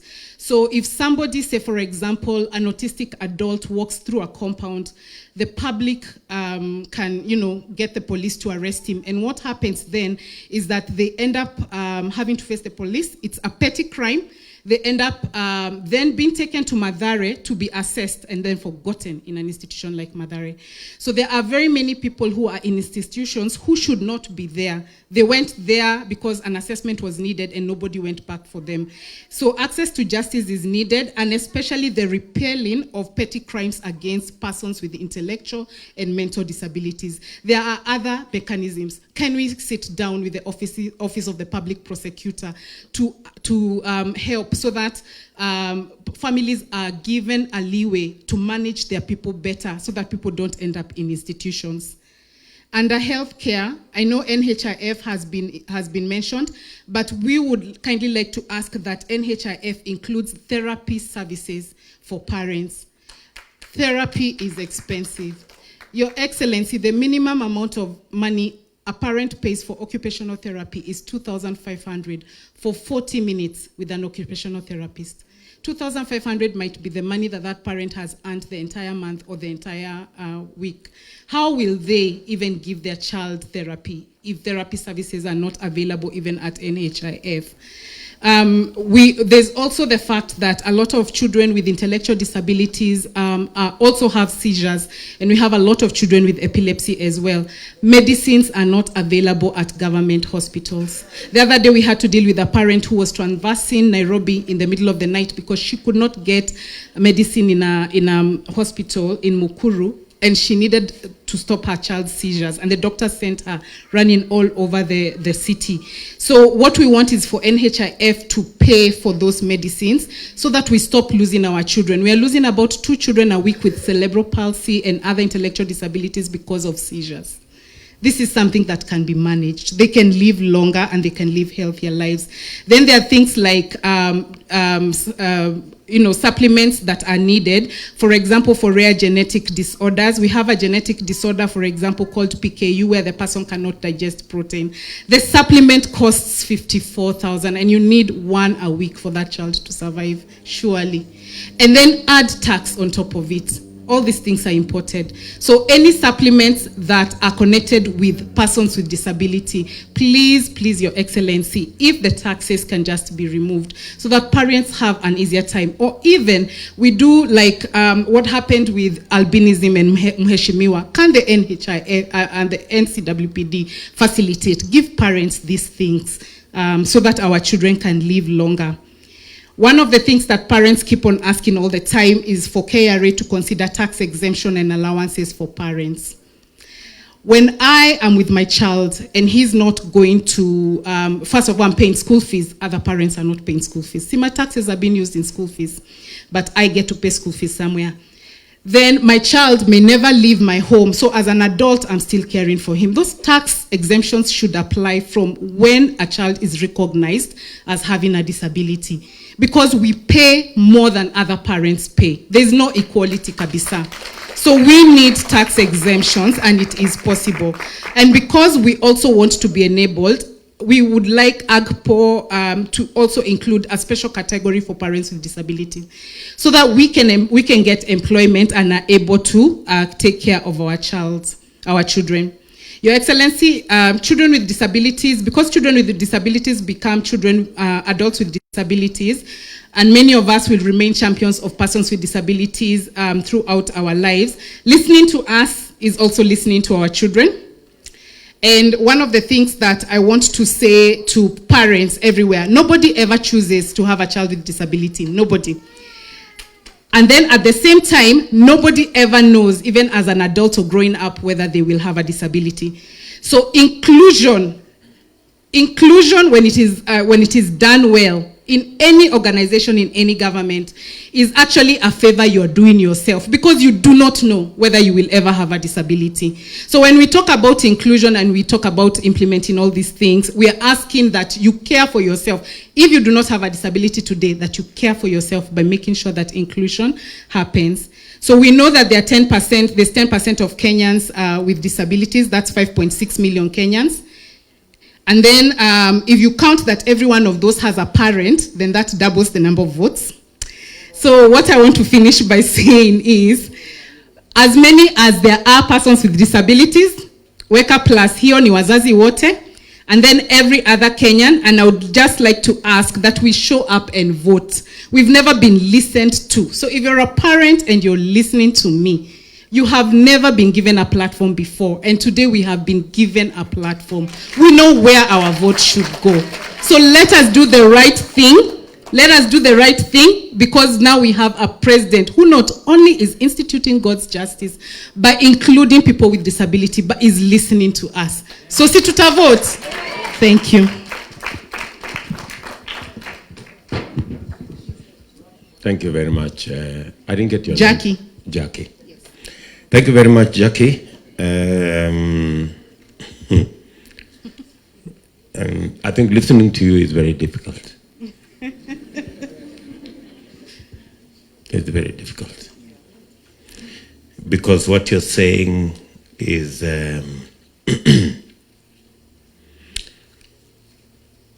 is not easy. So, and the rest of us maybe are not in your space, so we never get to appreciate the kind of difficulties you go through. I don't know whether my colleagues here have something to, yeah. Jackie. Yes, sir. Thank you very much for being very honest and very clear about maisha imekuwa ngumu, mmekuwa mkizimia Sana. but we can assure you, especially in terms of, everything comes down to money at a lot of times, and having the ability to be able to have more cash at hand to take care of the challenges at home. So as you heard DP Ruto, the fifth, talking about widening the base, the tax base. It's because of things like this, because when you widen the tax base, you bring efficiency in government, you bring focused leadership, inclusivity. It means you'll be able to collect more taxes elsewhere. Then now the government can afford to waive taxes and reduce taxes for families like yourselves. It is just it's a godly thing to do. Yes. It is the right thing to do, and I think that's what God expects us to do. So you can count on Kenya Kwanza that you are not alone. That will be there with you. Sina mengi. But as you are speaking, I just thought, let me Google a little bit about important people who have had or diagnosed with autism. And it just comes out that Einstein, Albert Einstein, Isaac Newton, Cavendish, and there are so many other important, prominent names. They even say Bill Gates may have a bit of it. Now, if that is what is driving us, science is driving us, and here are these people, that means you've made a major point. Thank you. Your Excellency, these men are able to become who they are because they had early intervention. And early intervention starts from the age of 2.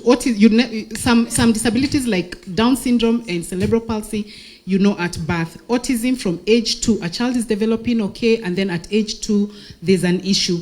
So one of the things also that I should add is that we actually need diagnosis to happen from the village level. We do not have clear diagnosis mechanisms. We have 3 developmental pediatricians in this nation, surely. 3. So if we have 3 developmental pediatricians, it means even in Northeastern, people are coming to Nairobi for a diagnosis. It delays things. When will I get fare to come to Nairobi to get my child diagnosed? The other thing is then you will have in between that people who should not be diagnosing because a parent needs a solution.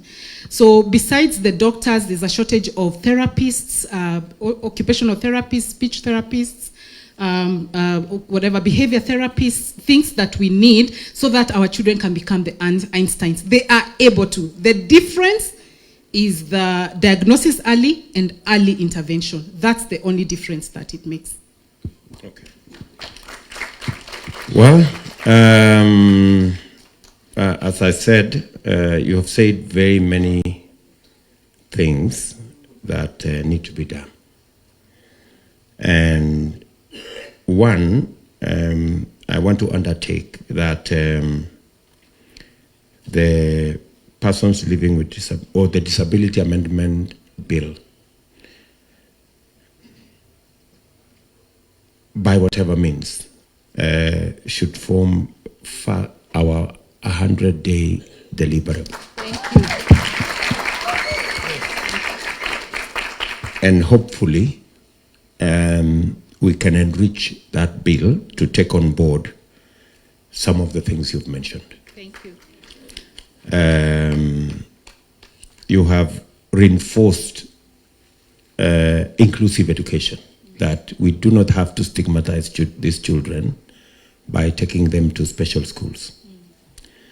You have said also therapy should be available in schools instead of in hospitals, because then it creates the impression that these children are patients when they are actually not. Yes. They simply have a disability, yes, and they need to be taken care of. You have also told us about the costs involved on many of these, especially the mental disability-related issues, and what we need to make sure that they have. And you have suggested that therapy should be made part of what is accessible through NHIF. Yes. And supplements and all the other issues should be tax exempt, and there must be a mechanism, because the numbers are not that big. The mechanism, even through that, NHIF can also support parents and with children that require supplements. And do you have any statistics, Jackie, on numbers? So one of the biggest opportunities that we missed, Your Excellency, is during the last census. And it makes us really sad that these people, the census officers, came into our homes and did not take data of number of children and adults with disabilities in our homes.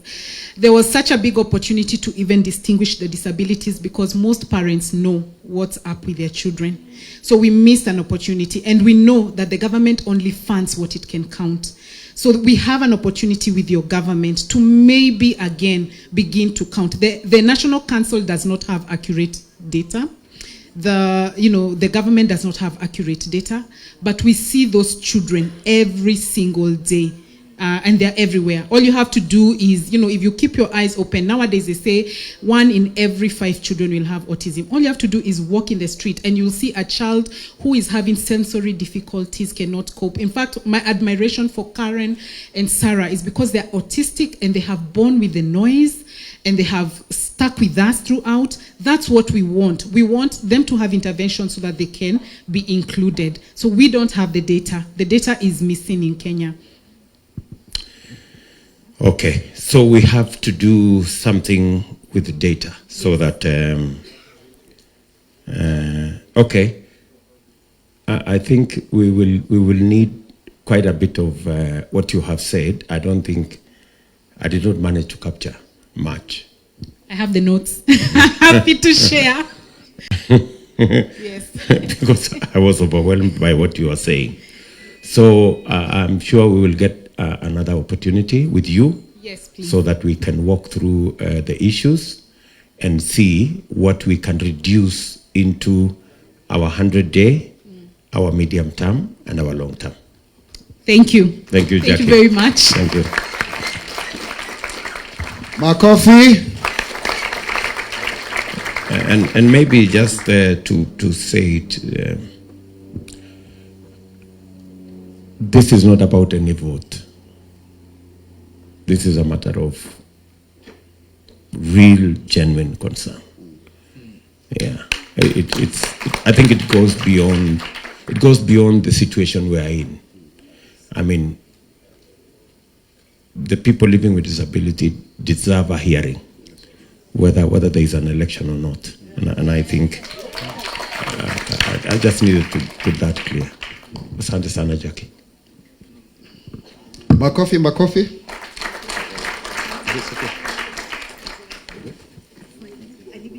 Okay.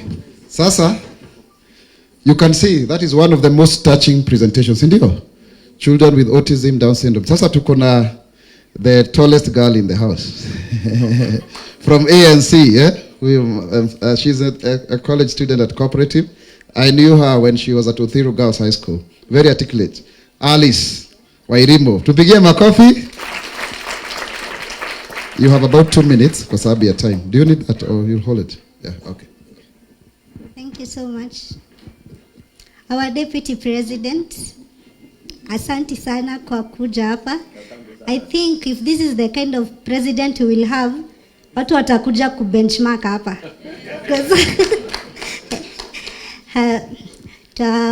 Baba wangu wa siasa, His Excellency Bazu mwenyewe Musalia Mudavadi, Honorable Mutua, and all the protocol observed. My name is Alice Weri Mumbere. I'm a student at the Cooperative University of Kenya. I know so many people ask me, kwani walemavu husoma? Walemavu husoma. I'm taking my second course ya IT. I've done HR. Now I'm taking my second course near IT. So walemavu husoma. So I'm here to talk about the issues on students. But kuna kitu moja inanishangaza. The fifth, kwani tulikuwa na wewe? Because what I have here, it's what you just said. When you stood here, hadi nilikuwa nauliza, like, kuna connection ama what is happening? Because you just said exactly, hadi nikashanga, like, are you presenting on my behalf?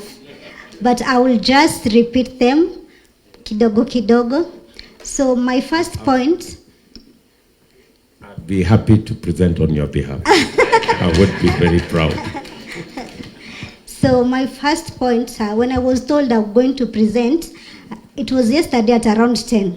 So I just sat down and asked myself, I'm a student. Like, what have I seen? What has others gone through that I can come and present here today? And my first point was about the vocational skill certificate. You see some students get the vocational certificate, but it is unfortunate it is not recognized. You just get the certificate, you stay with it at home. You can't like seek for a job. The certificate is not recognized, which is very sad because we have people who have done maybe weaving, and they can do that. That is a job. It's an opportunity to get a job. But what happens? You just get your certificate and stay at home, just because it's a vocational training. The fifth, angalia hapo. The other one. All schools should become inclusive. We don't want to increase the special schools. Tutaki hivyo, all schools, and it should be compulsory, because like if we make all schools inclusive, we won't have students traveling for long distances just to access the school. The parents will stay with their children because they can access a nearby school. That's the kind of schooling that we want. And you've talked about that. Sana jo your point iko fiti. So another one, increase capitation for students with disability. Yes, the capitation is there, but I think you should increase the capitation. Yeah. You're right. You're very right. You're very right. Yeah. And then there's this issue, lack of adaptive desks and seats for persons. Like example, I'm 2 feet tall. I think I'm the tallest in the building, but it feels nice. So, like, you know, when you go to some schools, you find that you cannot access the desk because maybe they are too high, and maybe if you are seated, your legs will just be hanging. Kidogo kidogo uanguke, unaona. So I would like you to make sure like there's inclusivity, because there's somewhere I went and it was a lecture hall. I had to kneel to write. Some people are seated, but I had to kneel ndio nifikie meza to write, and it took 2 hours. So after that watu wanatoka and I would feel like na nimechoka because I was kneeling, they were seated. Yeah.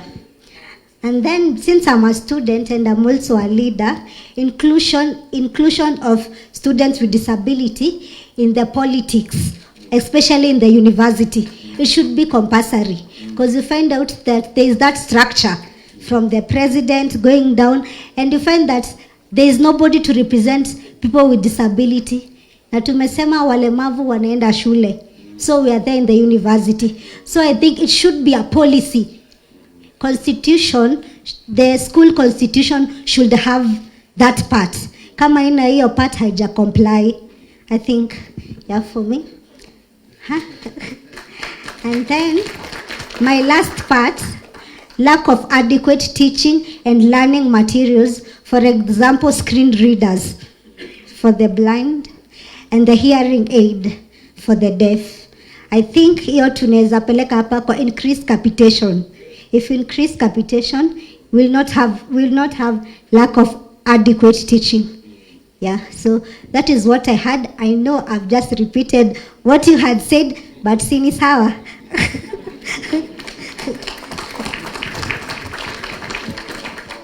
Okay. So, Alice, Yes. I know we've canvassed this issue. I don't know about vocational certificates. I thought we already passed the law to make sure that any examination carried out,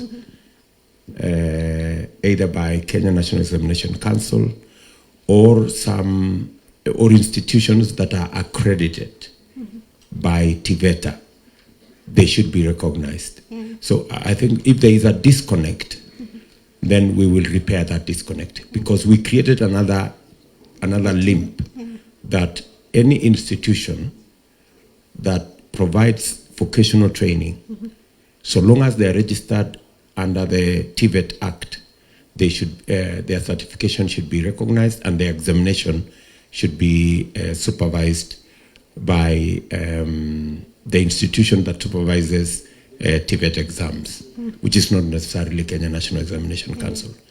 So I hear you, and I will see why some of those institutions, and if they are not, then they should be accredited by TVETA, so that they can be able to offer certificates that are recognized. Thank you for making that. It's loud and clear, Magic. Yeah, it's loud and clear.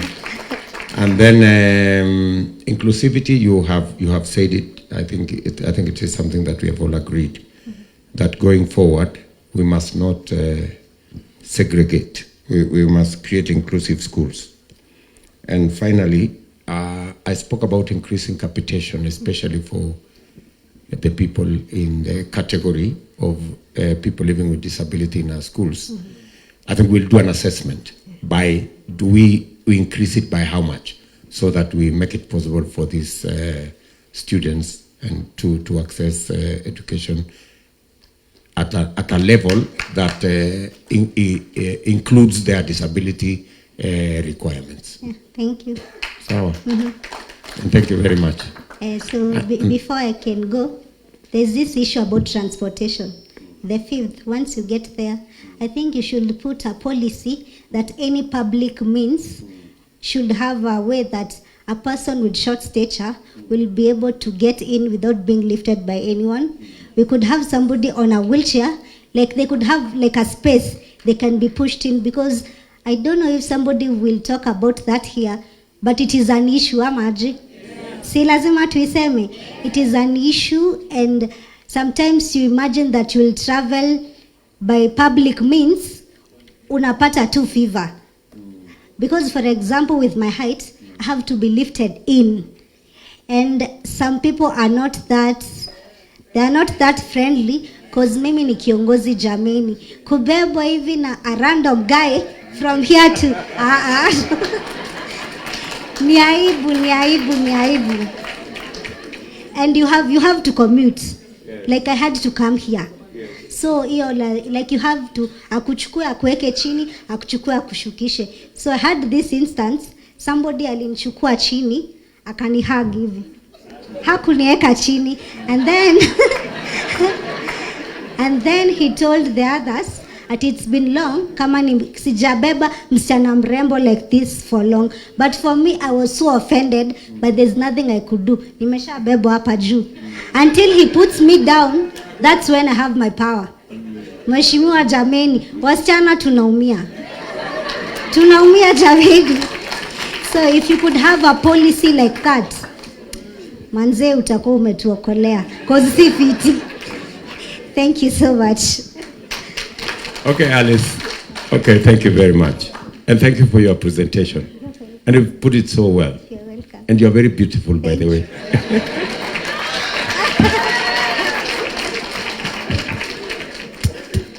Mrembo tunaye. Sasa lazima tuulize ma-DVD alimtoa wapi akamweka akakuwa mentor hapo karibu namna gani? Na Moses Oburu na kutambua, tupigie Moses Oburu makofi. Takuja baadaye hapo. ANC in the house. Situko. Na pia Madam Pet. So, mpofu number 1, please. Aki tumekaa lakini tutaendelea tu. Mkiwa na kanywa, kila mtu dakika zake 2, mambo ya arts na sports. na nafikiri Mugambi, you want to say something about roads and blind people. Tumalizie hapo, alafu wamama sitawafungia nje tafadhali. So Jane Kihungi, wewe ndiye kiongozi wa mama wa walemavu. So utakuja hapa, wheelchair simama tu hapo. Wheelchair haitaweza kuingia hapo, lakini you can do that ukiwa flanked by pet, ndio mfanya hivyo.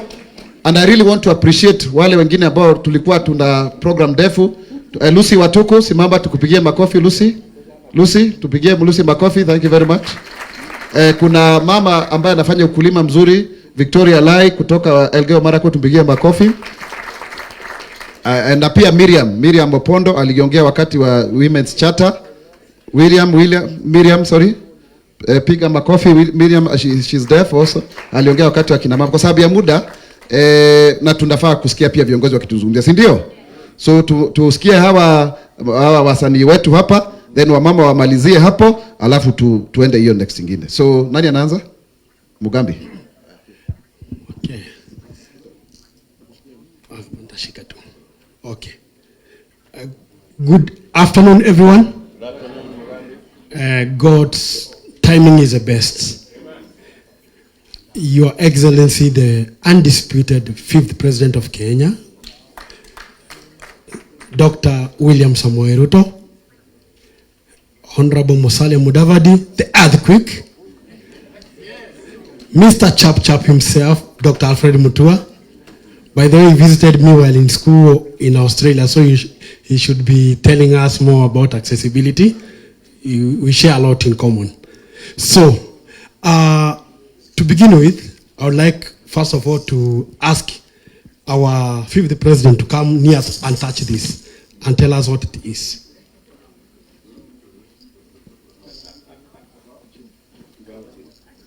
Okay, wacha nikuja hapo chini pia.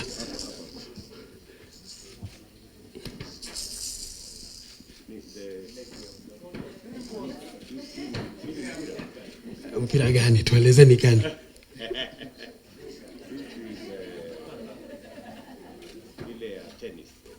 Umenoa. Jaribu tena. Bado umenoa. Jaribu tu mara ya mwisho. Allah hasha. Sasa we call it blind cricket. Unaona kama kila odumbe. Yes. So even the blind can play blind cricket. I'm the only blind cricket player in East and Central Africa. After learning the game in Australia, where I was doing a master's in public policy. So when you talk about the bottom-up approach, I really understand it, and I conceptualize with the philosophy because I know it works. So be sure that you have a person who knows what you're talking about. In case you need a preacher, I'm here. Yes. So, I run a disability content platform called Disability Sausage Media. It's a YouTube channel where I educate the public matters about inclusion and reducing ableism, where I tell people they need to reduce ableism in order to include us in the society. Many a times we know, actually the truth is that people talk on our own behalf without us being there. And when people talk about us, we lose it because they don't know our issues. Persons without disabilities, those who have learned about disability, inclusion, etc., no matter how many degrees you might have, you may never understand our issues if it is not about us. That is very clear.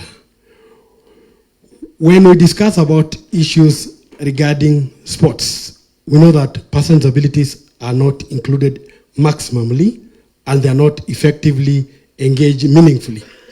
And as you see through this search forum, we are now being meaningfully engaged as a part of bottom-up approach.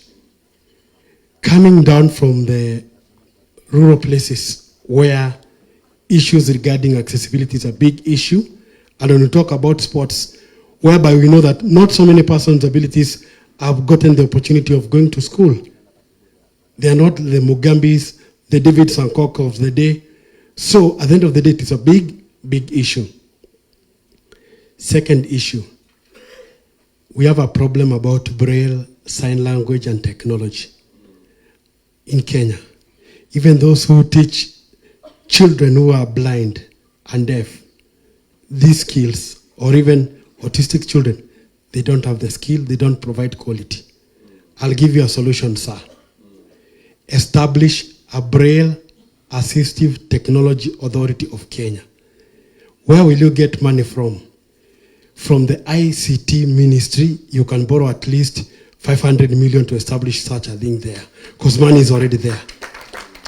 The issue is now establishing that a thing, and then we have the policy in place and have the people with disabilities who can come and lead the process and provide the right man skill. And if it's not there, you can also import. Because we know that at this era which we are in, as blind persons with autism who need extra technology deserve to have quality, not just ile ya China, hapana. Tunataka ku have quality. Personally, I'm a digital innovator. I have developed an app called Komacho, since I'm interested in technology, which can be able to, like a person who is illiterate or even a person who is blind can be able to communicate to this device and ask for utility.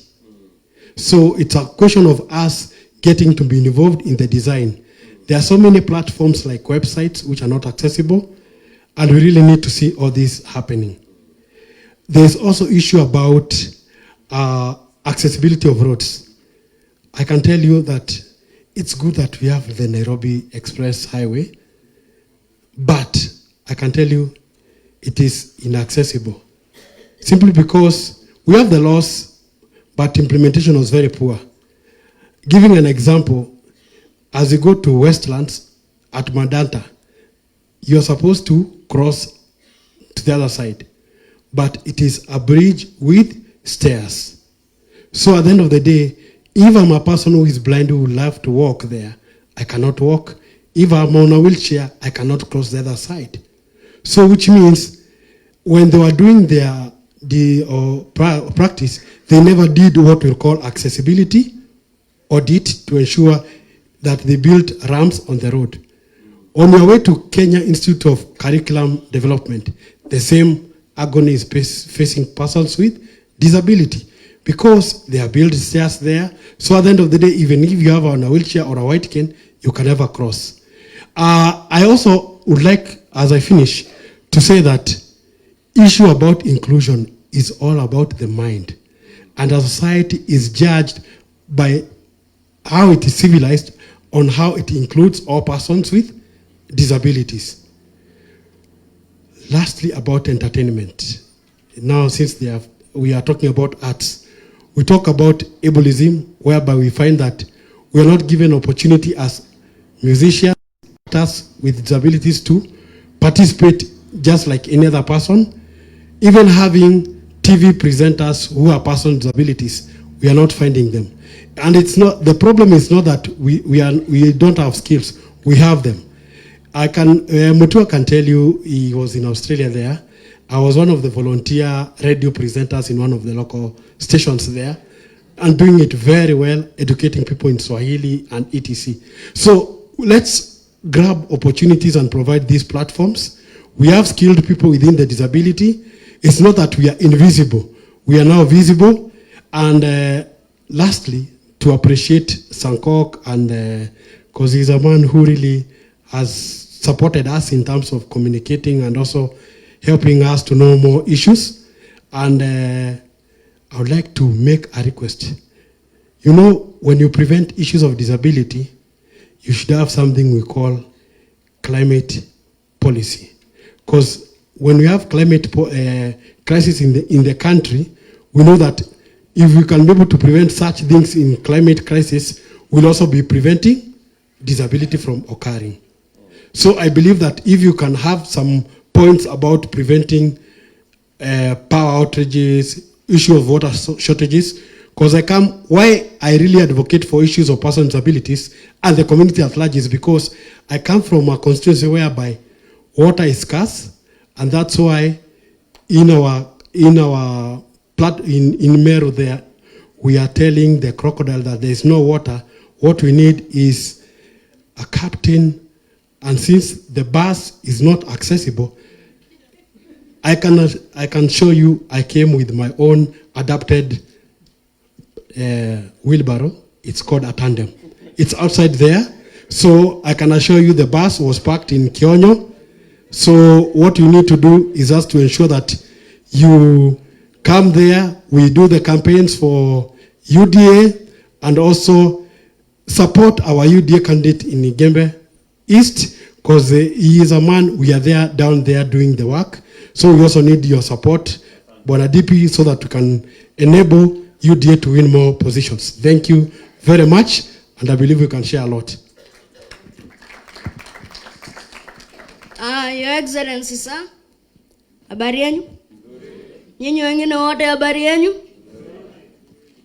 Okay. I'm here mostly to talk about acting.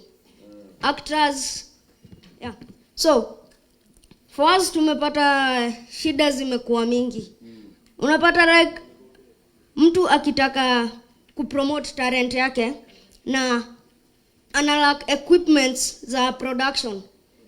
So tulikuwa tunaonelea, Your Excellency, kwa sababu tunajua you are the next president, we would wish provision of equipment through proposal approval. Kwanza venye umesema hiyo hustlers fund, ikawezekana kukue hapo, like tukitaka equipment, we come with our proposal, isomwe, ikipita tupate, ndo tuendeleshe our talents. There is also lack of proper policies and laws for provisions to enable PWDs to have equal access to media. So, tunaona, if there is equality and equity to provide the provision of access to the media, hapo itatusaidia sana. There is also lack of inclusion of persons with disabilities programs in mainstream media. Like, unapata like there is a program new kuwa inaitwa Marafiki. Tuko na fans. Tuna nini? As in, watu wana admire kenye tunafanya juu. What we are doing, we are trying to educate people that hata sisi ni wa Kenya. Na shida zenyu zenye mnapitia, hata sisi tunapitia. So, we are trying to educate people, but hii mambo ya inclusion kwanza mainstream media imekuwa ngumu kwetu. So hata hiyo channel yenye tuko, though it's an upcoming channel, but watu tumeona wana respond vizuri to our program. So if there could be at least 30% inclusion of PWD programs, tunaweza furahia sana. There is also lack of employment in media industries for persons with disabilities. Tunaonelea hapo, if media stations, they should abide by the 5% employment for qualified persons with disabilities in different sections of media, like production, journalism, news anchors, editors, marketers. The only TV stations tumeona yenye iko imefanya hiyo ni Science TV. But mainstream media, hakuna. And these other zingine, Your Excellency, hata mimi mwenyewe nashindwa venye the solutions to them. Like, unapata when it comes to casting, you are overlooked because we are viewed as less desirable to a viewer.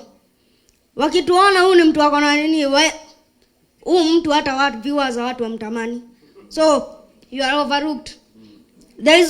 We are also engaged less because of the perceived cost implications of hiring helpers for us. We are viewed as objects of ridicule and may sometimes be treated as such in entertainment industry.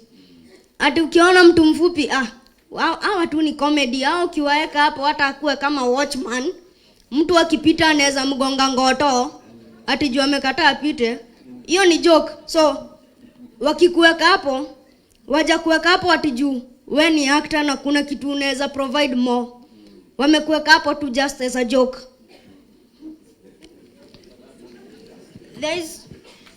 Bado kuna hii, the media broadcasts a particular narrative about us that we are low class citizens without allowing us the opportunity to challenge that narrative. Unaonekana low class citizen, we ni omba huko. Lakini wajui there is that hidden talent yenye uko nayo, yenye unaweza tumia. Like kuna musicians, kuna DJs, hata mimi hapa na my brother Sonko, we are actors. So unless they give us that opportunity to challenge the narrative they have pressed on us, haitatusaidia. Na Mr. Senator, allow me to go off topic kidogo, but sisi tuko na issue tuko nayo as short stature. Kuna hizi stepping stool tunahitaji. Like if you see most of us here, miguu zetu zina hang. So kuna hiyo stepping stool inatusaidia. Unakanyanga ndio uweze kukaria kiti. Hiyo ukiwa nayo hata uko kwa basi, utaweka chini utakanyanga juu unapata like long distance travel. Tukasema like nitoke hapa hadi Kisumu. By the time nafika huko na kuambia miguu imehang, tena imefura. Inakuwa shida sasa, ukishashuka kutembea inakuwa shida. Lakini ukiwa na hiyo stepping stool, hapo unakayaka tu, unakanyanga, una relax. Ukifika huko miguu yako iko sawa. So your excellency, najua kuna like Ken Poli. Wanaweza pewa an example of that stool. Na wanaweza tengeneza mingi. With your help, I know, tutapata hizo stepping stools na zitatusaidia sana. Thank you. Asante sana. Oh my goodness. Very well put. Very well put. And kwanza nataka tukubaliane. Most of the items you have mentioned, especially in the entertainment industry, I think in the Disability Amendment Act, that a bill that we are proposing, it actually mandates media houses to give 5% of prime media time to people living with disability. So I think we will look at that space and see whether we can work with the media houses to see what is it that they can do to people of short stature and all the other people in the disability space. Thank you. Sawa. Sawa. And then I think the last issue you have mentioned about Ken Poli, I think that's a simpler one. Again, I think we suffer the not knowing how many, not having a census of how many people we have with a short stature and therefore how we can support them. But again, I think it is something we can work with our team so that we can provide. I don't think they are very expensive devices. They are not. And government can actually provide those devices for people with short stature. And talking to Mugambi, I think Mugambi has being an expert in the digital space and in the computer space. I think there is a lot of information that we can get from you. I would just request Paul to give us his contact so that we can reach out to him. There is a lot that he can speak to us about people living with disability and how we can use technology to leverage on providing for what they need to be able to live like everybody else and be able to go about their lives without so much hassle, if I can put it that way. Is that okay, Paul? Do you mind us contacting you and working with you on some other issues? No problem. I'm a public policy scholar. I'm ready, and I'm ready to go for support in that area. Please, in the digital the members of our economic team, get Paul so that we can work with him on all the other issues they have raised. One moment. Thank you. Paul, it's good to see you again. It's been a while since Australia. And it's very interesting that you came with a cricket ball, that you're able to play cricket. Because I think inclusivity in sports, especially for PWDs, is critical. In Machakos, most of you know we have the Uhai Festival, which we started and which has been going on very, very well. So it's something that we'll be pushing all counties to run this, because it's that part of inclusivity. And especially Kenya Kwanza is in good books, because having trained in Australia, you know about the climate policy and the things you're talking about, we'll be able to fix them. And I didn't catch your name. Peter. Peter. So Peter, you know I'm in the entertainment industry myself. You know, with Cobra Squad, Beba Beba, and all those things. And I especially liked Cobra Squad, the only action film in Kenya. Yes. It was hiyo kwanza ndio ilifanya nitamani kuact. Very good. Na mambo bado. Bado. So I agree with you, and it's all about us now starting to develop scripts, and that issue of proposals is very important. People come up with proposals, just not only of equipment, but also of good scripts that showcase families, you know, with members who are, you know, disabled, and then it's seen as normal, you know, life to life. So something we'll be looking to. Okay. Good job. Good spirit. Thank you. And thank you, Peter. Asante. And I'm also inviting you to watch our show Marafiki. Ndo muone kenye naongelea kuhusu. It comes on Lookup TV every 8:30 on Monday. Muone and you will see what I'm talking about. Okay, Thank Peter. you. Thank you. Makofi kwa Peter Kanywa. Msee kutoka Githurai. Mmekuja kuwashika. So, time is not on our side. Jane, please come with your wheelchair here. Uongee mambo ya mama, tumalizie hapo. Jane Kihungi, karibia hapo. Umalizie hapo tu. Yeah, Smollett DJ. Mzungu DJ, utakuwa na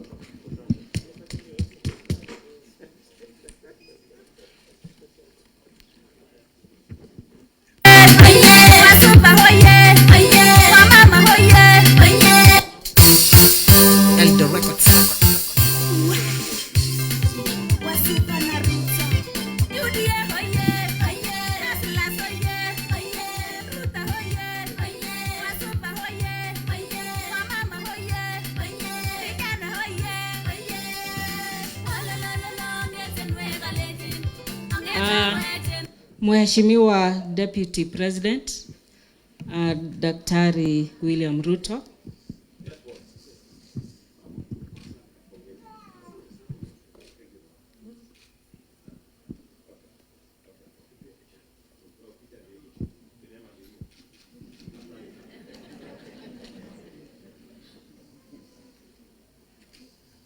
Nigoje salamu kwanza.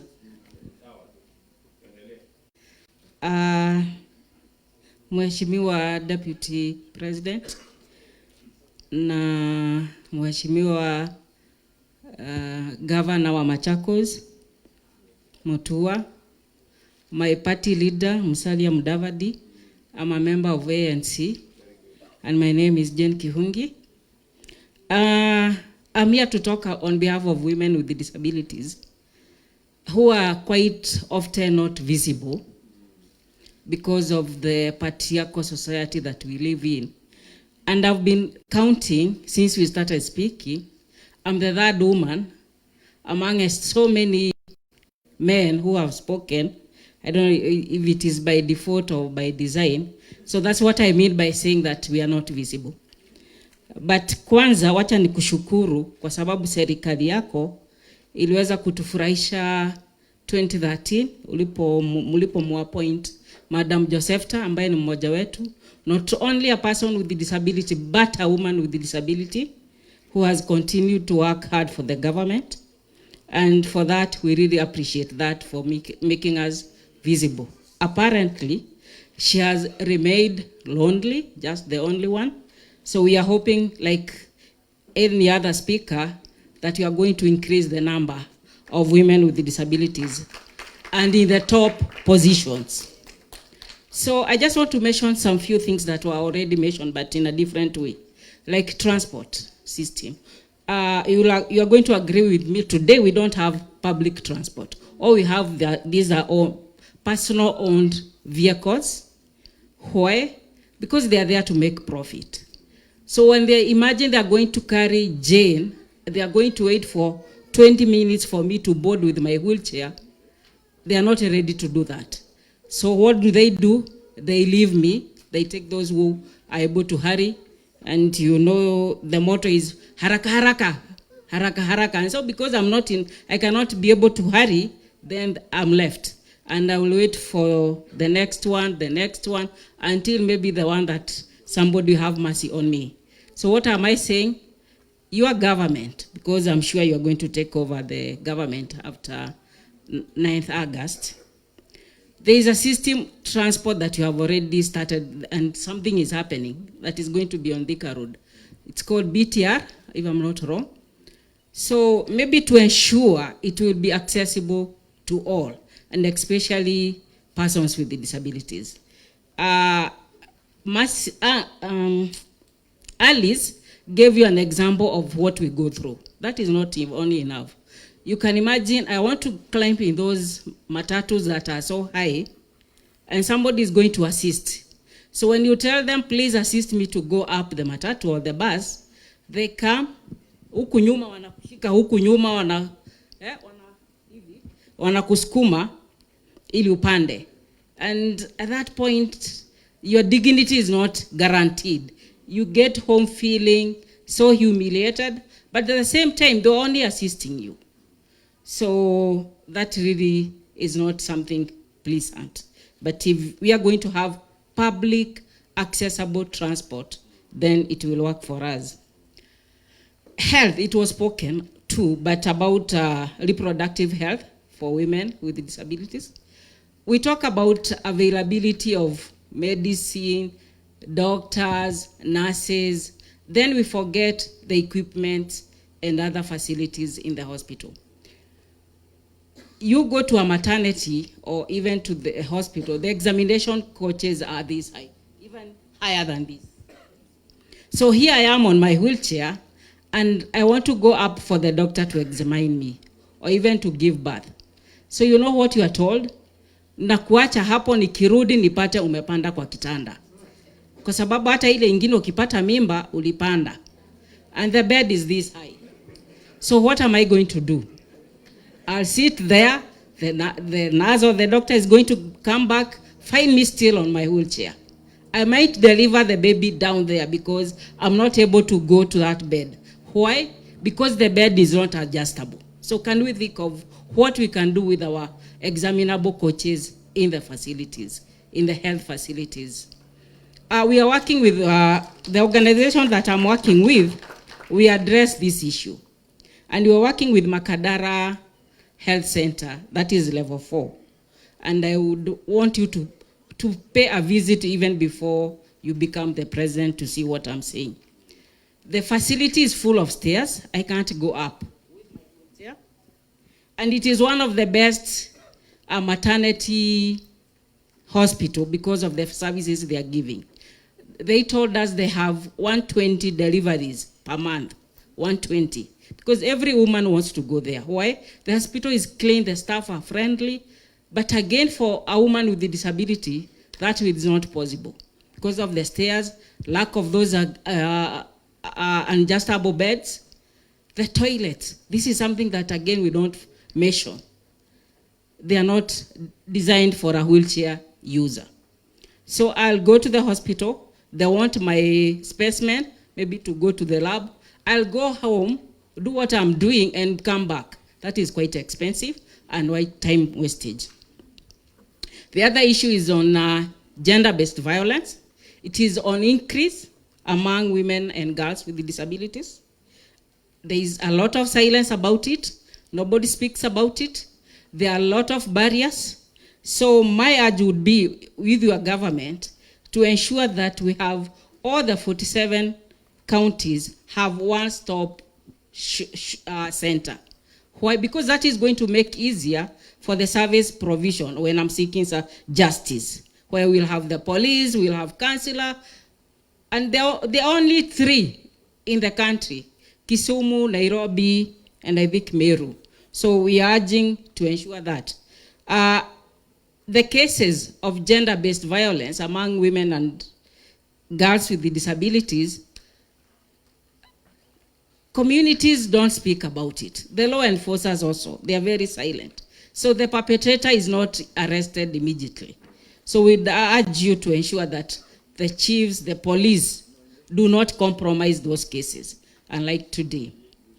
I know that there is a women charter within Kenya Kwanza, or UDA, Kenya Kwanza. So it's just to ensure that we have affirmative action for women, to make them visible. I know I'm a woman like any other woman, but I have other needs separately from that woman without disability. Like Honorable Isaac Mwaura mentioned, that he was brought up by a single mother. And this is when women are divorced once they give birth to a child with a disability. So you can imagine if I have a disability, or throughout my life, I'll be single. So for me to be able to be empowered, to be a mentor, then there is need of those affirmative actions. So that's what I would urge your government maybe to consider, and would also say that I'm happy to have seen my party leader, Musalia Mudavadi. Are you still here? I have a problem with my sight. I don't see clearly without glasses. So, and I'm hoping we'll be able to see you at party level. Thank you. Thank you very much, Jane. Thank you for your thoughts. I think, as you said yourself, many of the things you have mentioned had already been canvassed by your colleagues. We will make sure, we will inform our experts on the Women Charter to make sure that it is disability friendly, or it includes matters to do with women living with disability. I quite agree with you. I didn't see much of women living with disability in the Women Charter. I think we need to enrich it in that manner. And if they reach out to you, Jane, and some of the ladies here, we hope that you can be available so that we can canvass that together. Yes, we will be available. You will be available. Yeah. And then on the other matters, again, the issue of dignity is what you have mentioned. We must make it easier for you to go about your life without being subjected to unnecessary embarrassing situations. So again, that's something that we must build into our architecture, whether it is in road construction, building construction, and all the other things. And I think it goes along the way that we had said in every county, we will make sure that there is a disability act that will create the necessary environment for people living with disability to go about their lives uninterrupted and with ease. Otherwise, thank you very much, Mama Jane. Thank you. Asante sana.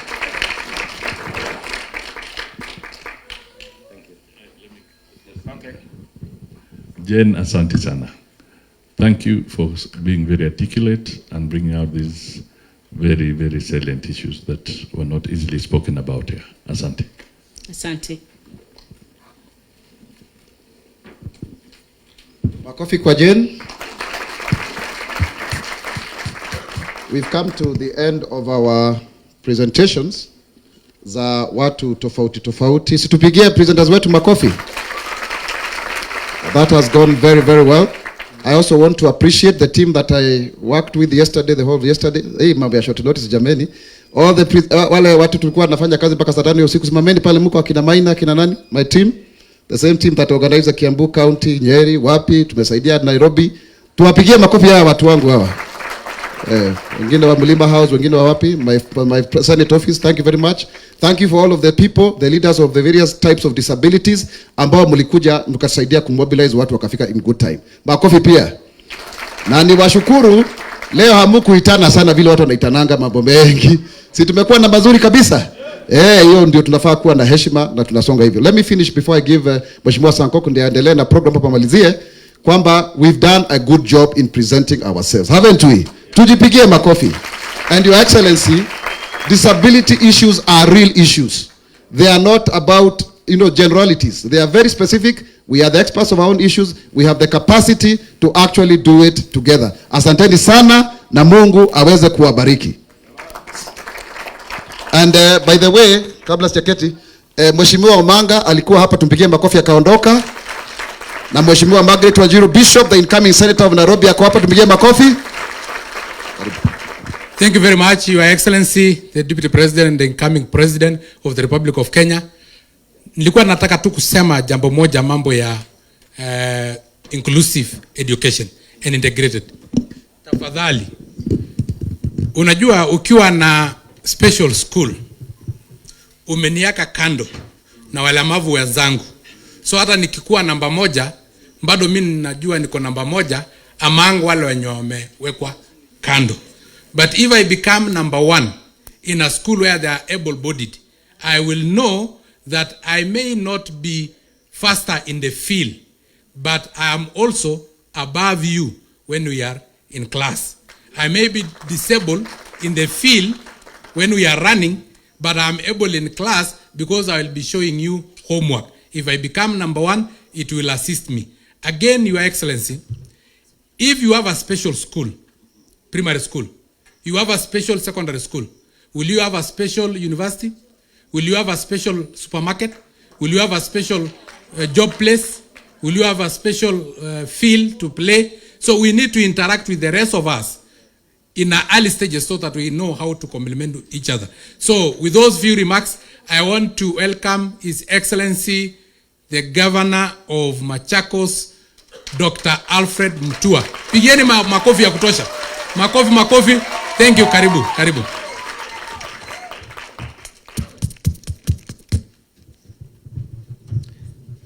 Your Excellency, Dr. Ruto.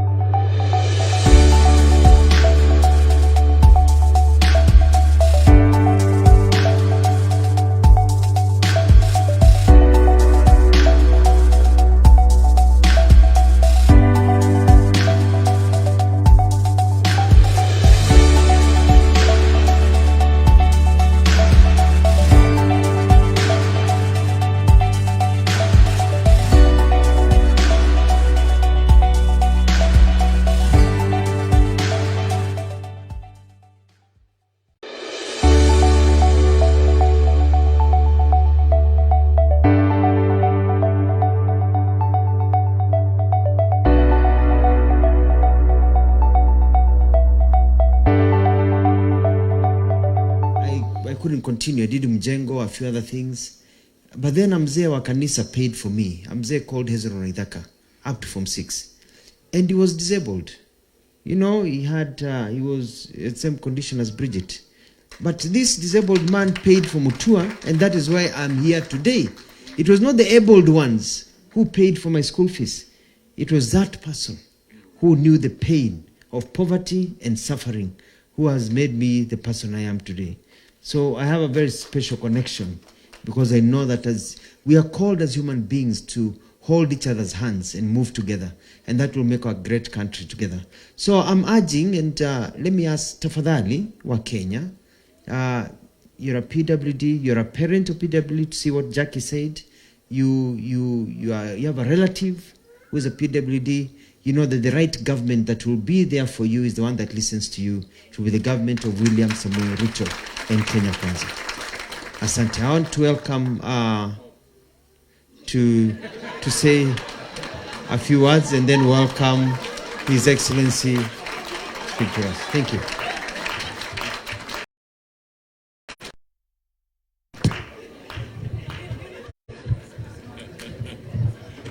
Mutua is a fast learner. Asante sana. Thank you, ladies and gentlemen who are here. I think I can only say that this morning, when a Deputy President, has been an extremely important learning process for us and for many Kenyans. And we want to thank you for all those who have made contributions in one way or the other for educating us on this. We tend to assume that we know, but the reality is that we do not know. We also just want to say that as Kenya Kwanza, we really want to build that good partnership with yourselves.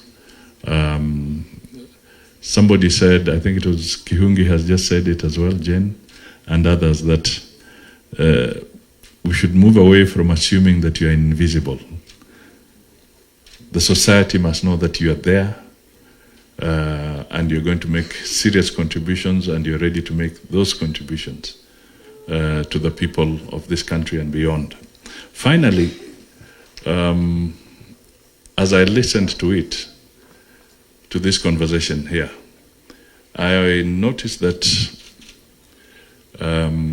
you did not address the impact of the cost of living.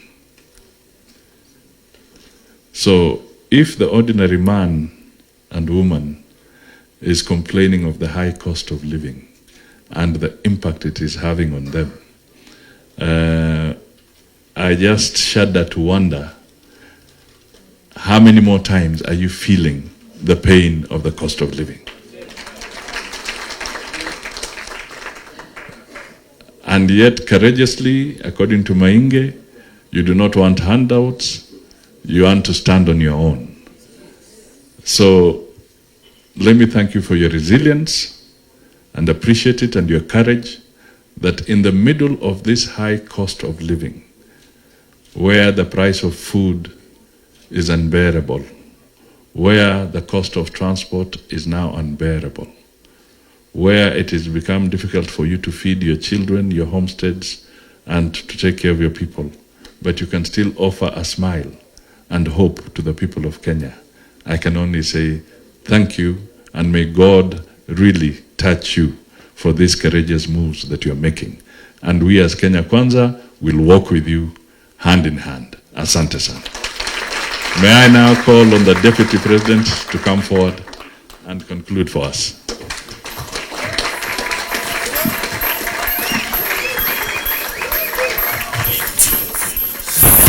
The House. Thank you. Thank you, please. Asante sana. Wow. I must say this was just extraordinary moments. And I want to thank each and every one of you. When I opened this meeting, I didn't know what was in store. But I must say, I have gone to many meetings. We've held many economic meetings. But this one is special.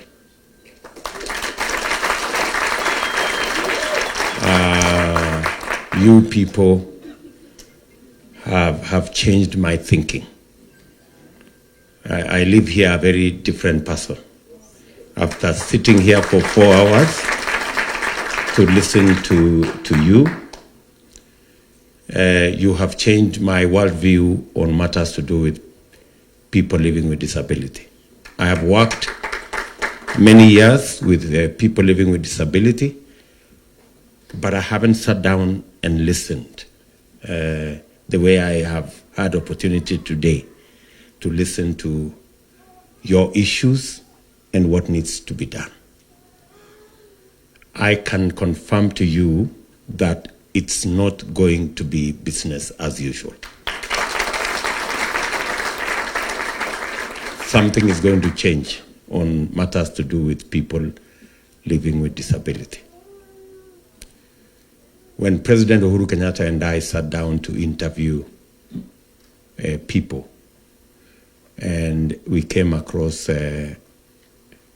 Josephta, I was really impressed about her and the way she was, and the fact that he had a master's degree, and she really wanted to move things, and she has never disappointed. So I have never regretted looking for Dr. Sankok. He can tell you that when we were looking for somebody to nominate, I called him, and he was I think he was in Nandi, and I told him, I need your ID, and this, and this, and this, and this, and even the money that was required for nomination, yeah, you will pay one day.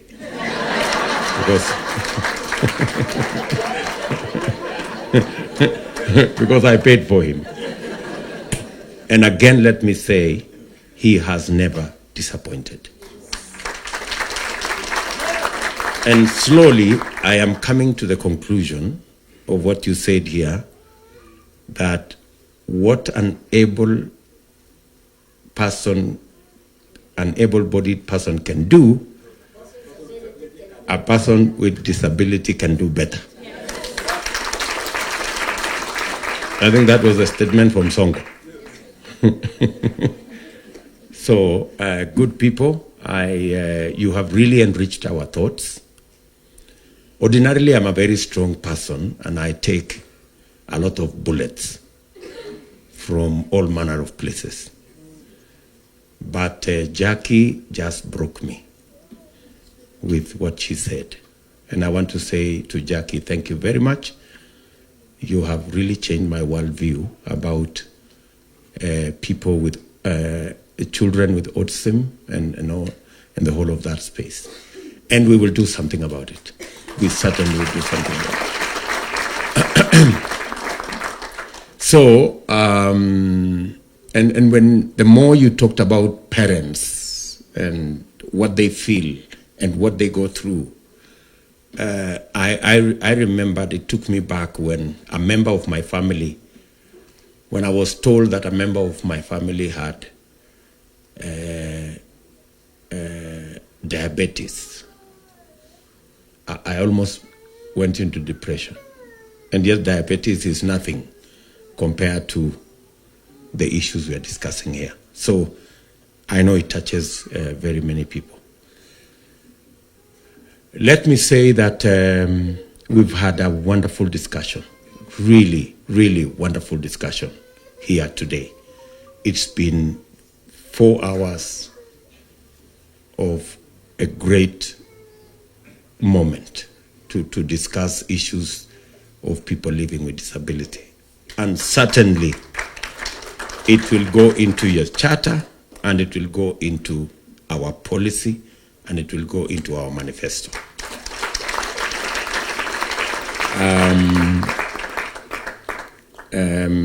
I know we have about 47,000 people living with disability on our cash transfer program. They have told us that many more people are not in the net. And I think we have a chance to double actually the number of people living with disability who should be part of the cash transfer program. I think that there is that space, and we are going to work together. I know there is currently a registration of people living with disability and the aged on matters on that cash transfer program. We will again have to review the amount because the amount is something that we need to have a discussion about. And finally, we have made a commitment as Kenya Kwanza that going forward, money that we, the stipend that is paid as cash transfer, going forward, will be paid before salaries of public servants is paid. That you will not wait for 2, 3, 4, 5, sometimes 6 months before that money is paid. We have said every month, before we pay salary for those of us who are able-bodied, we will pay for people who are on cash transfer first. Because if there are people who need the money more than us, it is the people who are in the vulnerable space, the orphans, people living with disability, and our old men and women beyond the age of 70. So it is unfair. It is immoral, actually, for them to wait for 7 months. It's just not right. Even from a moral point of view, it should never happen. And that's why we are going to reverse the policy so that we pay before we pay salaries. And since a commitment that we have made, we will make sure. So to you people in the disability, as part of our people living with disability in our country, we're going to work with you. And you have said it yourself, that every one of us is a candidate for being a person with disability. So if there is something we can do, you're not only doing it for those who are there now, but you're doing it because you can easily become a candidate also and end up in the same space. So again, thank you very much. I think we have had a wonderful discussion. Thank you for speaking candidly and speaking forcefully and knowledgeably about what you have said. You understand what the situation.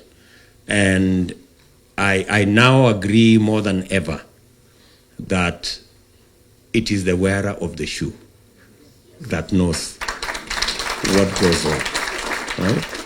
Changed our views. So to all of you, asanteni sana.